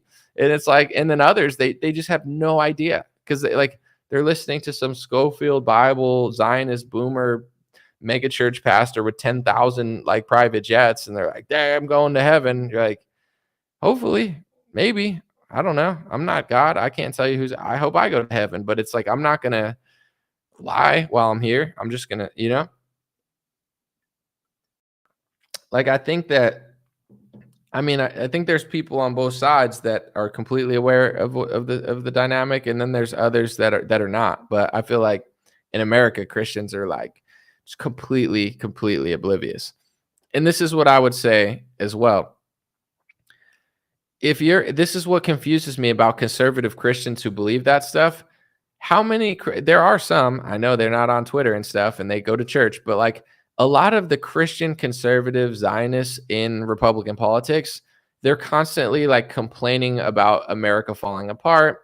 They're constantly saying that they could fix it, or Trump's going to fix it, or they want to fix it. If you believe that the world's going to go to shit and then you're going to get the Antichrist thing and Jesus is going to come back like soon, why are you complaining about everything going to shit? Shouldn't you want it to go to shit? And some people literally do that. There's a pastor, Glenn Greenwald, tweeted that's like, this is good. He's like, anti-Semitism's rising, said this pastor. It's like, you know what I'm saying? You're like, what? He's like, this is what happens before Jesus comes back. And you're like, okay, that's what he's saying, like, unpublicly. And you're like, this is why, like, what? But in general, I understand what he's trying to say, but I don't agree with the dynamic of it. But anyway, it's like, if you really think that hate's going to rise and America's going to fall apart and then Jesus is going to come back like soon, why are you supporting Donald Trump to fix America? Why do you think he's going to fix the border? Why do you want him to fix the border? Why do you want to fix the cities? Why are you complaining on Twitter every day? Why are you talking about liberals? Like, it doesn't logically make any sense. If you believe dispensationalism, you wouldn't care who won the election. You wouldn't even vote. You wouldn't want Trump to fix it because Trump fixing it is going to ruin the Antichrist coming back, which is going to ruin Jesus coming back. Like logically, or even spiritually to me, it makes zero sense, but they don't actually think about anything. That's why they just have to say it's hate speech to talk about it. But it's like, you think everything's going to go to shit and then Jesus is going to come back like soon because of our relationship with Israel, right? And they're like, correct. So what do you think about this next election? I'm voting for Trump. Why? Well, he's going to make America great again. He is? Yeah, he's going to fix America. If he fixes America, then the Antichrist and Jesus is not going to come back for longer because he's putting it in the right direction instead of it falling apart. But you're acting like it's going to fall apart and we're going soon. Like, it doesn't make any sense. Like every Zionist, dispensationalist Christian that I know in politics, zero of them are like pumped about what's going on. All of them are constantly looking like Trump is going to save them and Trump is going to fix it. And Trump is so different. Why not admit he's not? If that's where we're going, to me, it's just like Bible hodgepodge where it's like, they're just taking different parts, thinking like Trump's this person. First he's David, then he's Goliath, then he's, Titus, and then he's this person. It's like, what if he's the Antichrist? Maybe Trump's the Antichrist. I'm not saying he is, but it's like, if you really think these things, then why is America going to get fixed? And at what point is this manifesting our failure? If you think it's going to go to crap, I mean, that's what I think is going on. For thousands of years, Christians have built things and kept their societies because they were aware of how the world's going on until this one version of the Bible came out. And then Christians got extremely brainwashed. And now all of a sudden, everything's falling apart. We have like homosexual, sodomy, blasphemy laws in America. We're funneling money to multiple countries that don't ideologically agree with Christians on almost every issue, or at least a lot of them. And that's good for our country. And then if you say it's bad for our country, they say it's bad because you don't understand and you're being hateful and you don't understand what Trump's really going on. It's like, it literally makes no sense at all, even if they believed what they pretended to believe, like at all. It like makes no sense. Like, if you really believe dispensationalism, stop voting, stop riding Trump's dick, stop acting like America's going to get fixed, stop acting like he's going to fix the border, stop acting like all our problems are going to be reversed. He's really going to fix the economy. Why do you want the economy fixed? Don't you want to go see Jesus and let the country fall apart? If you really believe that and you had conviction, then let it fall apart. But people don't act like, even the dispensationalists, they don't even really believe that, because for thousands of years, Christians have been around and they didn't just roll over and wait for Jesus. They understand that's going to come on its own time. They don't need you to manufacture it and force it. Because if you manufacture it and force it, it's not natural. If it's not natural, it's not really the end times. If it's not really the end times, he's not coming back right now. And this has probably happened a lot of times in history, where they thought it was and it didn't. So then they just get wiped out or genocided or whatever. And then like they lose their country and then they get it back 100 years ago. It's not like the end times. The end times comes once. I'm a Christian. I believe it. I just don't believe in manufacturing it in some weird, illogical way. Like, I don't think Jesus put me on this planet to justify the innocent bombing of civilians to work with a country that thinks that Jesus is not the Messiah and doesn't like him nearly as much as you, to then build like that's not what I feel called. If you feel called to do that, then that's fine. But if you really feel called that this is the end times and everything's going downhill, why are you trying to reverse it? Why are you trying to fix the wall? Why do you think Donald Trump's going to do it? Why are you acting like Republicans matter? Why do you cry? You know who cries in the comments the most? It's these type of people. Why do you even care what I say? Why does what I say even matter if it's going in that direction anyway? Why are you so mad that I'm talking about Donald Trump? Why do you want the country to get fixed? Why does it even matter my opinion about anything? I'm nothing. I'm nowhere near the power of the end times. I'm nothing. Why? I know these people don't believe themselves because they're the ones complaining all the time, complaining about liberals, complaining about the direction of the country, thinking Trump's going to fix it, getting mad when I report on the pharmaceutical stuff. It's like they don't even believe their own version of dispensationalism. It's so obvious with even an ounce of scrutiny. I don't know one person like this that just says, and honestly, there's probably a lot, they just stay off politics, but every Republican that's Zionist, dispensationalist, they all care so much. They all like Trump so much. They all want to vote so much. They all want to fix the country so much. Fix it? I thought we were going the other way. No, fix it. Why? Because I want a good country. Of course you do. So does everyone else. So then why not admit that the end times might not be soon? Why not admit that manifesting that will be the end of this empire? And there have been dozens of empires who have fallen apart, and Jesus didn't return then. Like, if you believe the history books, like when certain Christian empires collapsed, Jesus didn't come back. You know what I'm saying? Another country took over and slaughtered them and then took their land. And then there's another war, or there's from Greek to Roman to this to that. There's also the whole history of the world is war and conquer and different, empires being huge and small and huge and small. And this religion has a lot of power. Now they don't. And then they have a lot of power. Now they don't. That's all of human history. Imagine if Christians thought, and I bet there were a lot that are like, now's the time, give up everything. And when we give up everything and when this happens, that's when he's coming back. You better hope so. I mean, and we all better get right with God no matter what, because we all have, an expiration date on earth, not our soul, but on earth, in this physical body. So you want to get right and believe.